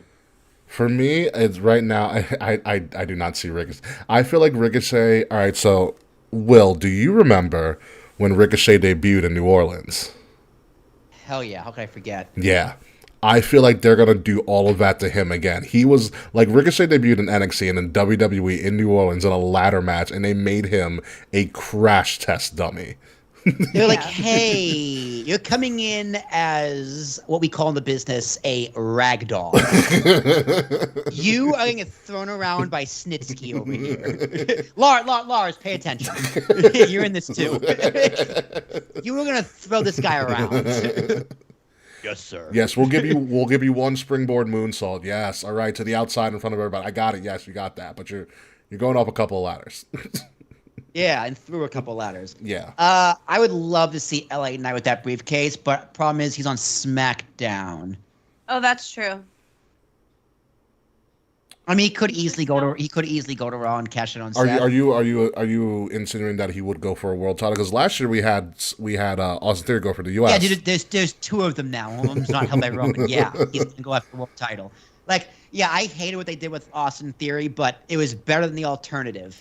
Yeah, in that situation, it made sense, and he sold it well. He's like, "Listen, man, I tried 3 times, and the guys went, so what the fuck did you want me to do?" Which is just like, yeah, kayfabe, that makes sense. I also love. Remember when he tried to cash in on Roman in England, and Tyson Fury punched him in the face. Oh yeah, fuck out. It was great. So yeah, but he still go after the world title. I don't know who else is going to be in this. I can't imagine who else is going to be in this. But yeah, I would love to see LA Knight with it. It's the thing with the Money in the Bank is that the rules are very clear, but they're also very vague. It's an any title, anywhere, anytime. And we've had the Money in the Bank briefcase show up on NXT Raw and SmackDown last year as well. Yeah. So they can go anywhere. My question, the next question I have is that there have been rumors, and it's confirmed yet. Would you guys like to see one slot for an NXT participant? I think it'd be really cool if they won it and took it to NXT and then cashed in on Carmelo Hayes. I think that'd be really cool. Ooh. Oh, that would be cool. Carmelo Hayes is dealing with a revitalized Baron Corbin right now. It's more of That's this cool. like. It's more of like, hey, man, if you got to try and get people to watch NXT, the Money in the Bank briefcase could be helpful. Yeah, no, I do like that idea because it also kind of lets you know that any champion is on notice within WWE. Yeah, you got to give it a Braun Breaker, though. Honestly, that can work. Yeah, that can work. He's a heel. Heel Braun Breaker. Money in the Bank is made for heels. Heel Braun Breaker Unless is you're fantastic. Unless you're the women, it's made to cash in on the same night. Yeah, I hope that trend stops this year too as well. Probably not. But also, I think it was a WWE Digital exclusive. Braun Breaker has challenged Seth Rollins for the world title. Nice. Ooh. That'd be a fun match. Yes. Honestly, LA Knight and Seth Rollins would be a really fun feud. Mm-hmm. I'm glad would be Seth's fun. with Finn Balor, but he's gonna beat the fuck out of him. Just don't separate his shoulder again, Seth, for God's sake. Yeah, separate his knee. Oh, God. He's fine. Just do the other joint.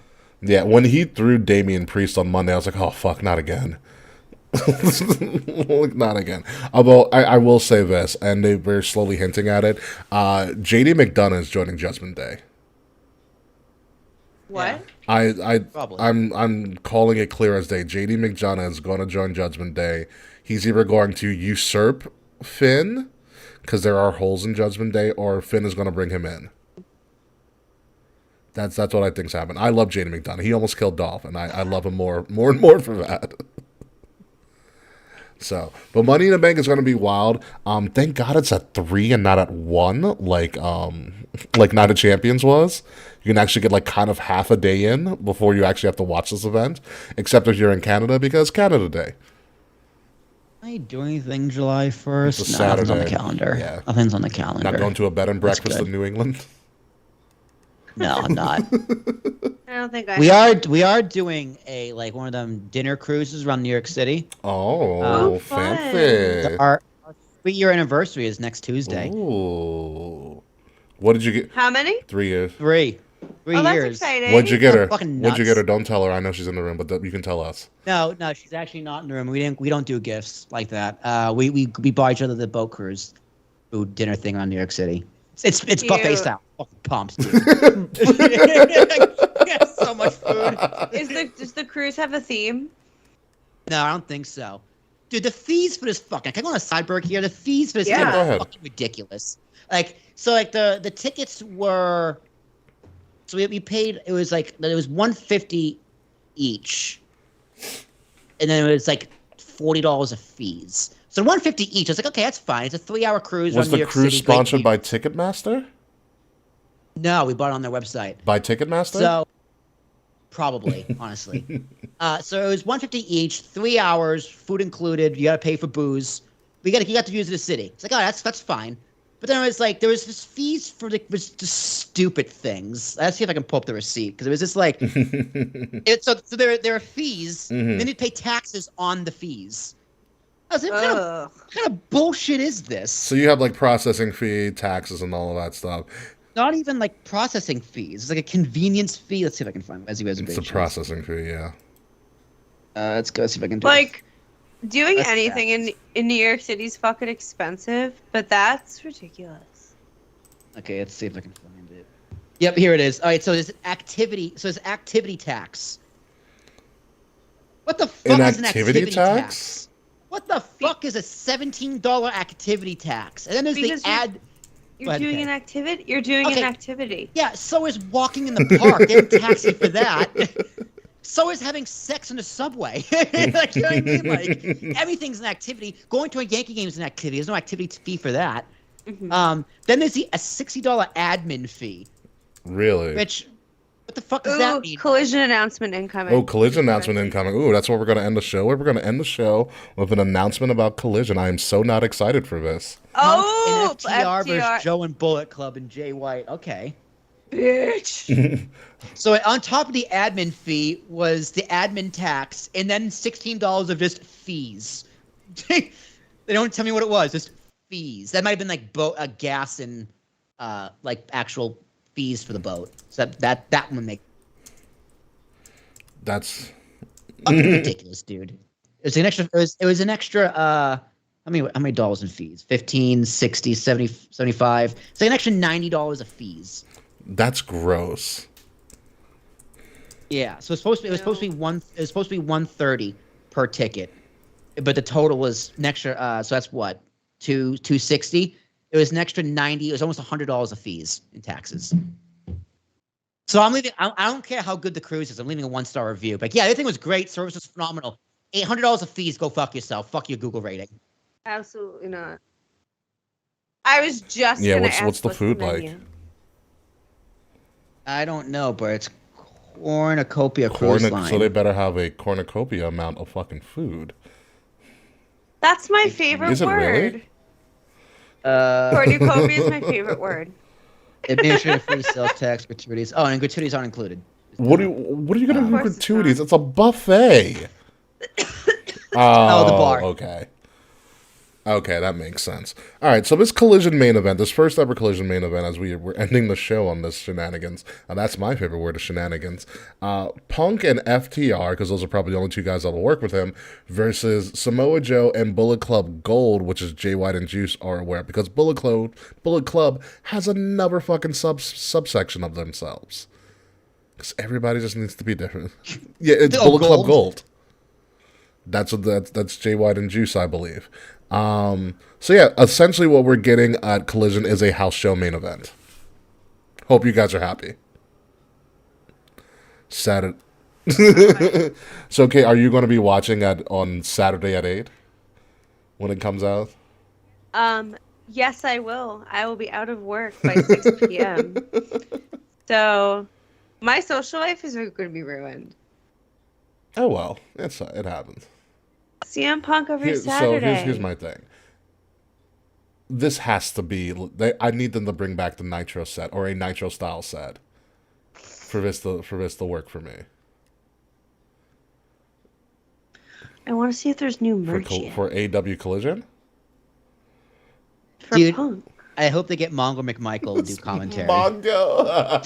I was going to ask, is there did they announce the No, that'll commentary probably team be yet? next week, Kay. Oh god. There's going to be announcements upon announcements about everything. Tony Khan needs to stop making announcements about anything. But And that's all we got this week, folks. This concludes our show this week. So thank you guys for joining us. And welcome back, Kay Murphy. Kay Fabe, Thank sorry. you. I'm glad to be gay. back. I'm not gonna lie, Kay, demo gay. I'm really excited to do a demo gay shirt. I have this crazy, I have a semi-crazy idea. We're gonna talk about it on the post show. I'll say we'll talk Or offline. yeah, we'll talk offline. Talking offline works as well because Kay, you're gonna still be around for a little couple rounds of Am I the Asshole? Yes. We've had some fun ones. There's one I found on TikTok that we used. But only for a little bit because I would like to go play Disney Dream. Of course. I have to get back to that game. I haven't played in a while. So the new update came out today, and I'm fucking pissed. I'm having a crisis. We'll talk about it on the post show. Okay, Will Tarasuk, whenever you're ready, sir. Oh, Yes, yeah, it that's my is. job, isn't it? No. You are the audio guy. Where is it? There it is. I was stalling on purpose. Graceful. Don't worry, we've only been doing this for like 6, 7 years. Whatever. Numbers don't count. Ladies and gentlemen, you have been listening to Kings of the Rings podcast, episode number 343, Sheiky, baby. And Sheiky has really blacked out my own camera for this show. Oh, well, shit happens when you party naked. I'm just in my natural form. I'm smiling, you just can't see it. Ladies and gentlemen, you can find me at Ambassador Biggs across all social media outlets whenever I return to social media because I am blacked out, just like the square you're looking at on this video. Find Kings of the Rings podcast at KOTR_podcast across all social media. Like, share, subscribe, leave us 5-star reviews, or just leave us a review in general, please. Let us know what you like, what you don't like. Taquan does it to us all the time, but we need more people like Taquan. Kind of. Anywho, follow Wrestle Addict Radio and listen to us by subscribing to Wrestle Addict Radio wherever you listen to all of your podcasts. And follow Wrestle Addict Radio socials at addict_wrestle on Twitter and Wrestle Addict Radio everywhere else. The links to all of that stuff, including some of our great merch. Look out for a Demo Gay shirt coming soon in the description below. Will Tarashuk. Ladies and gentlemen, my name is Will Tarashuk, T as in Thomas, A-R-A-S-H-U-K. This morning I dropped a podcast talking with Tarashuk with a man named Andrew Hutton, who is the founder and CEO of Day One, which is a cohort. Day One-ish or Day One? It's Day One, no ish. Okay, I no told ish. him if we went to ish, he didn't get it. Oh, boo. He is a part. He is the owner of the cohort fellowship, whatever fucking thing I joined, helping me with business stuff and filming my thing. I now have a target customer. So if you know CPAs, send them my way. People who have newsletters, send them my way. I'm gonna try and get them to do podcasting shit. Yeah. T as in Thomas, A-R-A-S-H, United Kingdom. K Murphy. Demo Gay. Demo Gay. It is me, the demo gay. Once again, we're at the point of the show where I'm too hot to think of anything good. Not surprised. So, you can find me across all social media platforms at KFabe, KAE_Fabe, F-A-B-E. I almost said my old social media handle because I'm so used to saying it. But, yeah. I want to play Disney. What's going on?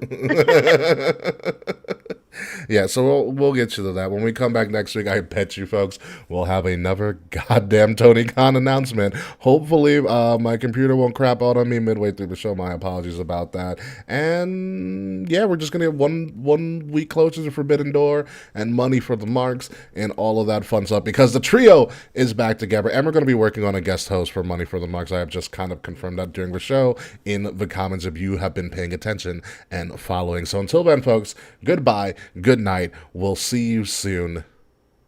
And fuck you, Slack. I blame Slack for all of this shit in Canada, I'm not gonna lie. Yeah, I'm surprised we didn't do that earlier. Dude, I forgot he was Canadian. Honestly, Fred's was already there, and it was just easier.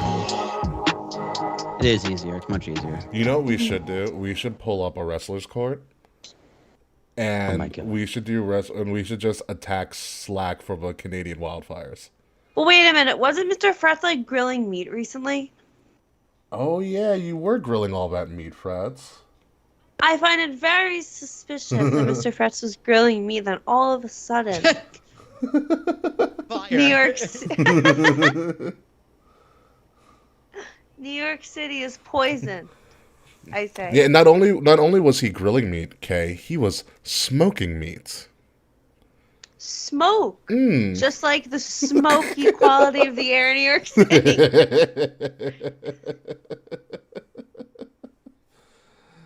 That's very, very true.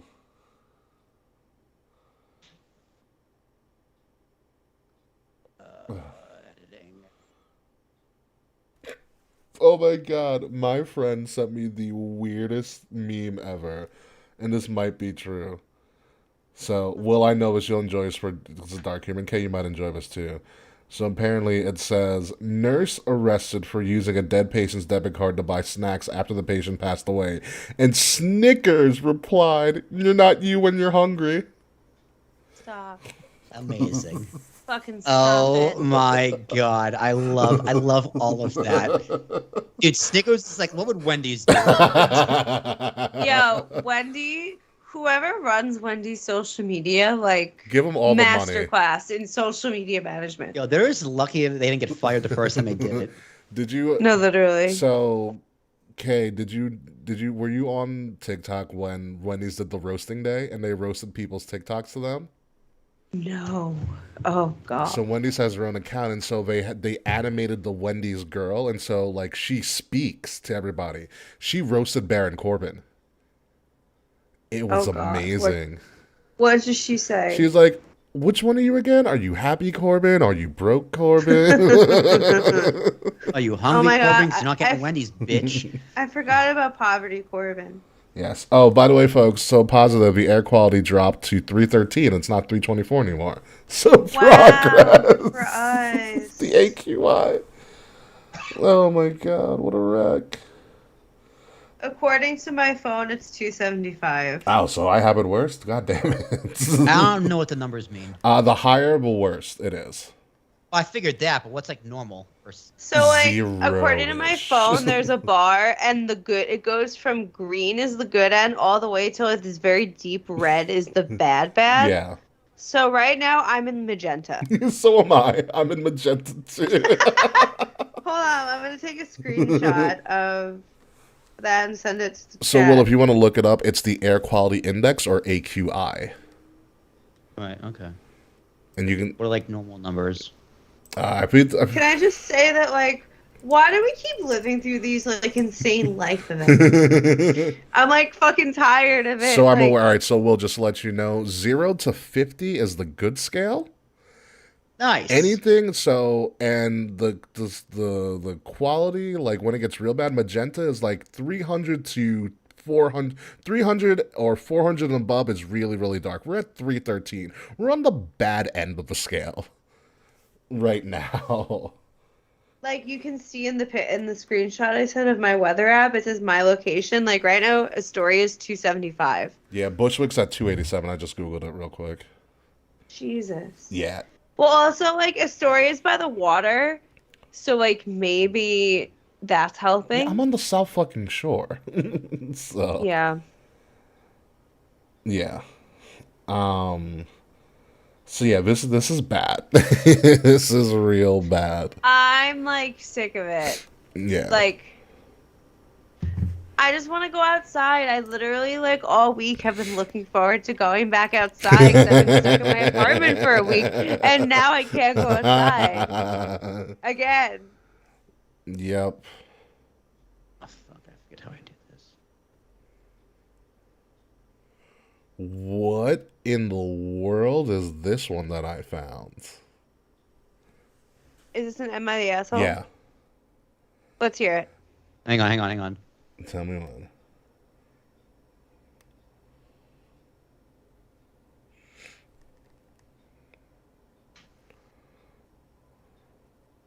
Wow, Fred, I like how you called Canadians Sidiots. I like that. Sidiots. Sidiots. I'm dead. It's supposed to rain on Monday there. Let's see, what is our weather like for the rest of the week? I mean, if possible, you can. I do love a CM Punk meme that we have up here. For us, we're supposed to get rain on Friday, Yeah. Monday, and Tuesday. Not bad. Yeah. All right. So are you guys ready for this? Am I the asshole? I don't know what this is. This seems really weird, but this is gonna be an interesting one. All right. Are you guys ready? Okay. Let's do Yes. it. All right. Am I the ass? This is the title of this. Am I the asshole for not letting my apartment mate, a 21 female, back inside after she got spat upon by a camel? What? Hell yeah, let's go. Posted 18 hours ago. They state this just happened and it's been super stressful, wondering if I made the right decision. I share an apartment with another woman. We've been decent enough acquaintances. I'm the primary tenant, but she's subleasing and the landlord is okay with that. Apparently, she walked out to this, quote, fair that had all sorts of attractions and animals. It was walking distance about a mile away from our unit. I remember it being advertised, but I myself did not go. Well, to put it plainly, she got spat on by a camel. She texted me shortly after it happened to warn me and that she was coming home. I thought, okay, what's the big deal? Come home. I saw her coming up the steps, looking miserable, through the window and went out to the porch to greet her. And instantly, I was hit with the most unbelievably vile smell I've ever smelled from a good 20 feet away. I really couldn't take it. I got only a whiff and I could feel my stomach churning. I went back inside and closed the door. She came up and tried to get inside with her key, but I was practically begging her, no, whatever happened to you, you can't come in like that. She was yelling, what? I live here, and then was practically crying when she had nowhere else to go. I said, I'm sorry, but there's no way I can't let that smell in here. I could smell her through the door. I was gagging. I suggested that she find a hose or shower somewhere or jump in a creek or something, anything but coming in like that, but she was saying no store would let her in. But I held firm. I held the door closed until she walked away. She came back an hour later soaking wet. Maybe she had jumped in a creek and opened the door. I couldn't just sit there holding it shut all day. And the smell was maybe barely, but still horrific. She jumped straight into the shower, but I can still faintly smell it throughout our whole living room, and it's making me feel absolutely sick. Now we're both furious at each other. I'm mad that she came back in before the smell was gone, and now the whole place smells unbearable. She's furious that I dared to hold the door shut and keep her out, and is saying that she'll be talking to a landlord or a lawyer because that can't be legal, but I don't know what else I could have done. This is dreadful. Yeah, that's the story. Good luck with a lawyer, because that's probably not going to go anywhere. But yeah, dude, you're an asshole. Yeah. Like you was Yes. you locked. I understand she smells like shit, but like, what do you want her to do? You come home to clean off. Like, what do you mean? Yeah. What the fuck do you mean? Yeah. Yeah, if you can't go home to shower, then Where are you the gonna fuck go? else are you supposed to There's shower? no bath. This isn't like Roman time. There's no bathhouses that you can just go to. And also, like, not for nothing, like, sending, like, your female roommate out to a creek to go, like, that's unsafe. Yeah. Like, Where are you going to find like, creeks you're at? yeah, dude, like, go to a friend's house for a few hours. Like you leave for a few hours while she cleans and airs out the place. yeah. It's, like, not Like, that yeah, big it a sucks, deal. but like, you know, be considerate. There's stuff you could have done to avoid this shitty situation you're now in. Yeah. Yeah. Well, how do you get spit on by a camel? Camels are vicious, dude. Yeah, dude, the camels. I suck. also, like, I don't think this bitch went around wanting to get, like, actively wanting to get spit on by a camel. Yeah, camels will spit. It's something that, it was like a wrong place, wrong time sort of situation. Yeah, no one. It's not like she was talking shit to the camel, like they were in like a rap battle or something, and the camel couldn't take it and spit on her. Like, Oh god, could you imagine? I could I imagine. can actually. What if the wait? What if the roommate's Eliza Thornberry? Stop it. Yo, Stop I love it. battle rap. Oh well, you gotta look up a guy named Anderson Burris if you love battle rap. Anderson Burris. Burrus. And then- He's great. R.I.P. Pat Stay. Oh. Yeah, he died last year in September. Yeah. But yeah, no. You gotta let her in. Like, she lives there. She lives like. Yeah. Yeah, dude, you can't just block her out of your apartment because she's stinky. Like, come on, we've all had stinky roommates. Yeah. He's got to deal with it. It happens. Yeah. Like, yeah, you gotta, like, yeah. It smells unbearable, but we've all smelled bad shit before. You get fucking over it. It goes away after a while. It's part of life. Yeah. Like, what is this? Also, if this person is someone that ends up having children, what are they gonna do? Like, what if their kid gets in a smelly situation? Yeah. Do they kick their kid out, send their kid to jump in a river? Like, what kind of person is this girl? I don't know. Well, I don't know. That was a good one. Pretty black and white. Yeah. It was pretty much declared by the group that they were already the asshole. But like the title just got to me. I was like, what? That's a good title. It's a good title. This seems weird. Huh, this one's a short one. This is posted by username and MIB Hassle Grumpy Traveler. Probably. Okay, love that. So the title of this one is MIB Asshole for playing in my backyard with my niece and nephew. What were you playing? Were you playing like Shoots and Ladders or like Find My Dick? The goose? Like, what are you doing? So they say, it's just begun to get hot in the UK and I have booked a few days of annual leave to enjoy it. I decided to host a barbecue on an afternoon for the kids in our family. My niece and nephew, both age 7, came over at around 2 p.m. and had been happily playing on the trampoline for the past couple of hours. I've been playing a game with them where I hide in an upstairs room and spray them with a water gun whilst they are on the trampoline. They loved this and screamed every time I did it. After around 2 hours of the game, one of our neighbors shouted out of the window to shut the kids up as she was trying to work, and all she could hear was the kids screaming even through her closed window. I don't know how that makes anybody upset. Anywho, I responded that it's the middle of the day and we are in my backyard on my property, and I continued playing with my niece and nephew. Am I the asshole for continuing to play this game even though I know it's disrupting my neighbor?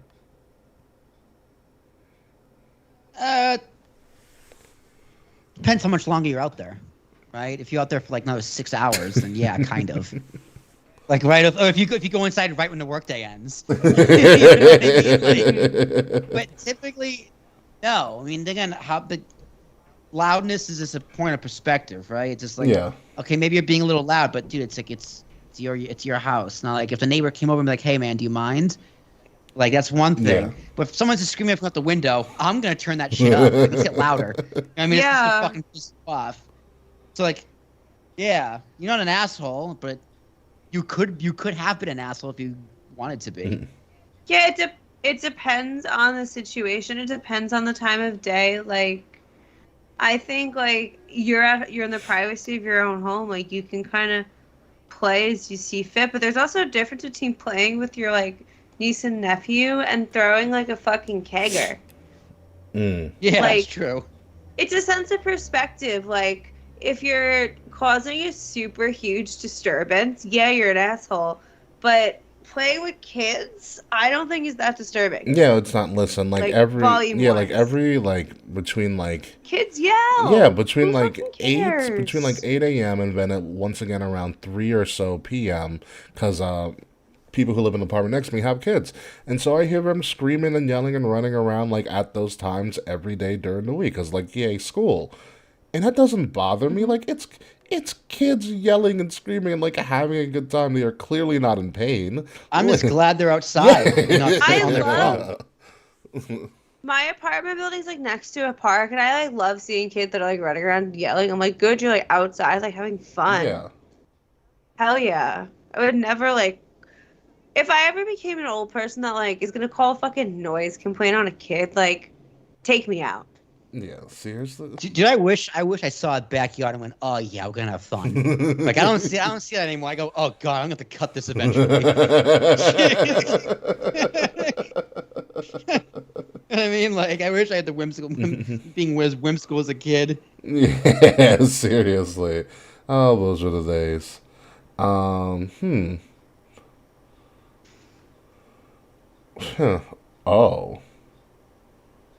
What in the world? This is an interesting one.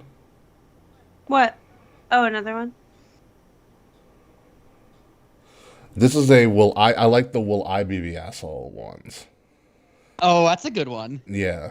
A little bit of future perspective instead of what I did stupid is supposed to help me think if I'm going to do something stupid. So this is interesting. Okay. So this one says, will I be the asshole if I left my boyfriend for helping his brother? This is a What do you mean leave? Like break up with them? yeah. This one's a little long, and this might have international repercussions. This is interesting. So it says, here's the situation. I'm an expat living in Mexico. I live here with my Mexican boyfriend. What does that mean? Expatriate, expat. Does that mean like they renounce their citizenship kind of I'm thing? not sure, but let's take a look. But to get a little bit of clarification. Yeah, because I'm just getting clear what expat is. Yeah, I've heard it a bunch of times. That's what I assumed it meant. Yeah, I assume it's like you renounce your citizenship and then you move somewhere else. Which, Oh no, hey, it's not man. renouncing. So they just live out of a country. Yeah, so they pay Oh, both okay. taxes. They live outside of their native country. They're an expat. Okay, gotcha. Yeah. I'm an expat living in Mexico. I live here with my Mexican boyfriend, who I've been with for over 2 years. I love him and our relationship for a long time. I've assumed he is my end game. Ooh, very marvelly. His brother, however, is the dark storm cloud that hangs above our relationship. My boyfriend is from a bad part of Mexico City, very much a ghetto. Somehow my boyfriend rose above and found a way out. The first in his family to do so, and he was truly made something of himself. His brother took a very different path. To put it bluntly, he's a fucking asshole who has no plans of changing. He manipulates the soft part of my boyfriend that wants a happy family, and I hate him for causing someone I love so much constant pain. I don't trust him at all. He has stolen from my boyfriend several times, takes part in gang activity, and is currently incarcerated for 10 years for trying to carry out a gang assassination he was caught in the act doing.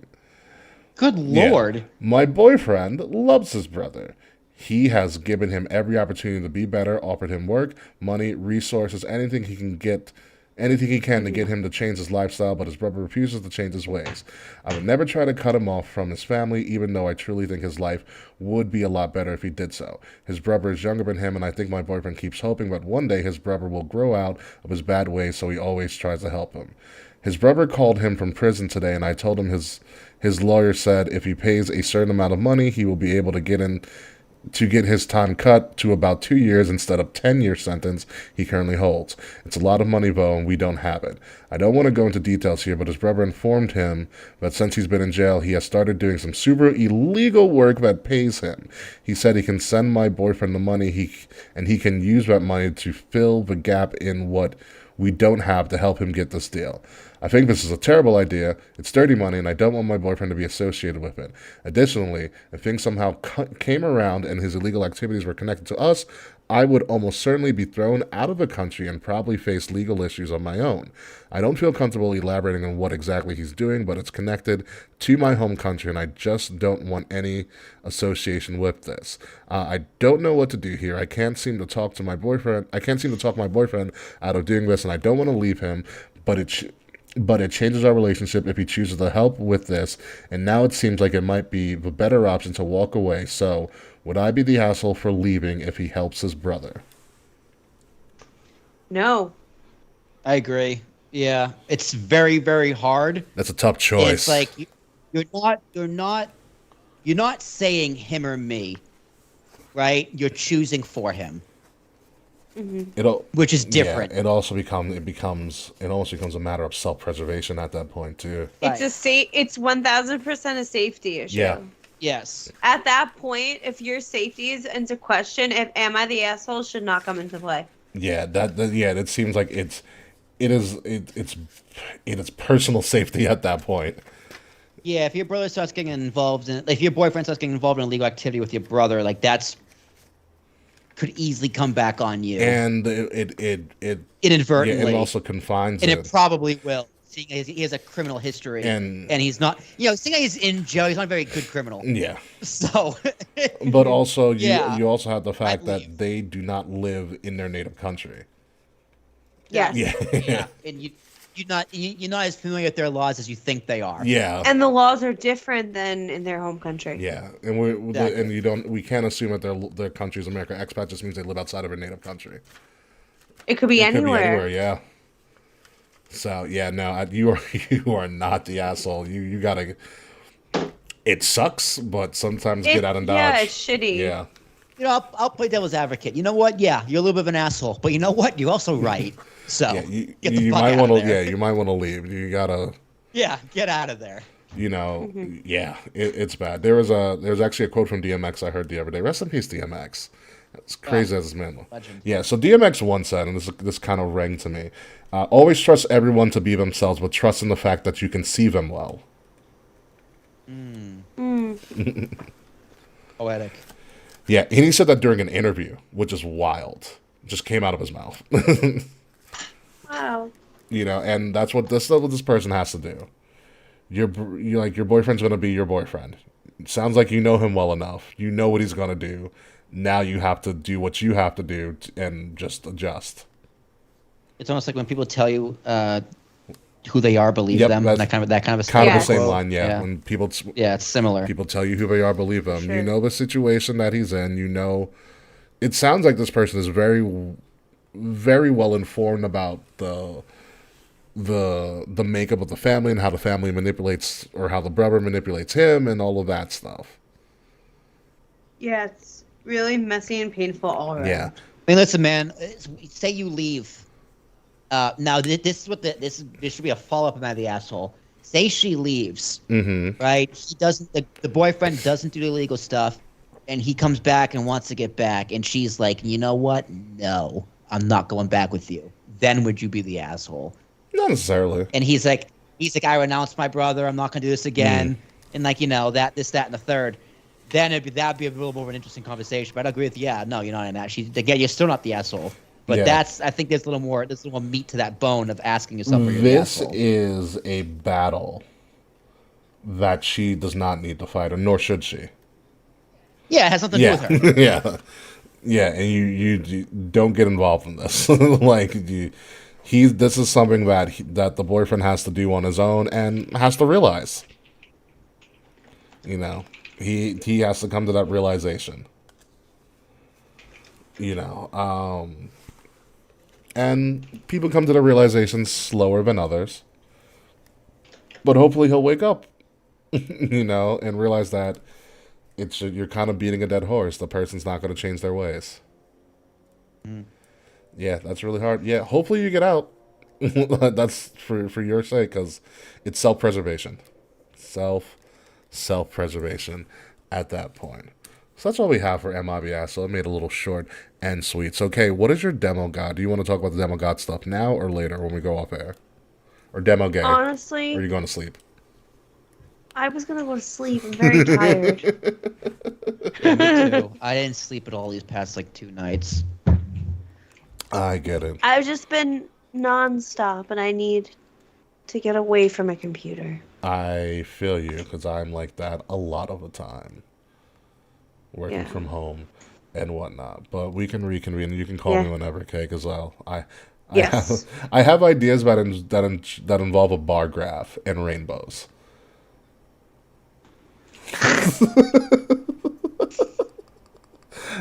I can't wait to hear. Can't wait for this pitch. It's a very bad one, but it's the visual I have in my head at the moment. Okay, we'll figure it out. Yes.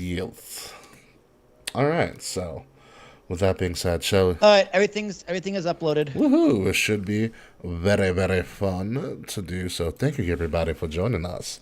Thank you, Mr. Fretch, for being here this entire time. And stop having Canada burn to the ground. Seriously. This a little longer. Yeah, Fretch, I'd like to go Canada outside. well done. Like my Canada well done. Oh my god. I need to send all of my Canadian friends We Didn't Start the Fire. Billy and Joe. I'm gonna just send it to everybody. they didn't put it out either. Oh my god. Anywho, we'll see you guys later. Peace. Okay, go away. What else do you want to have to say?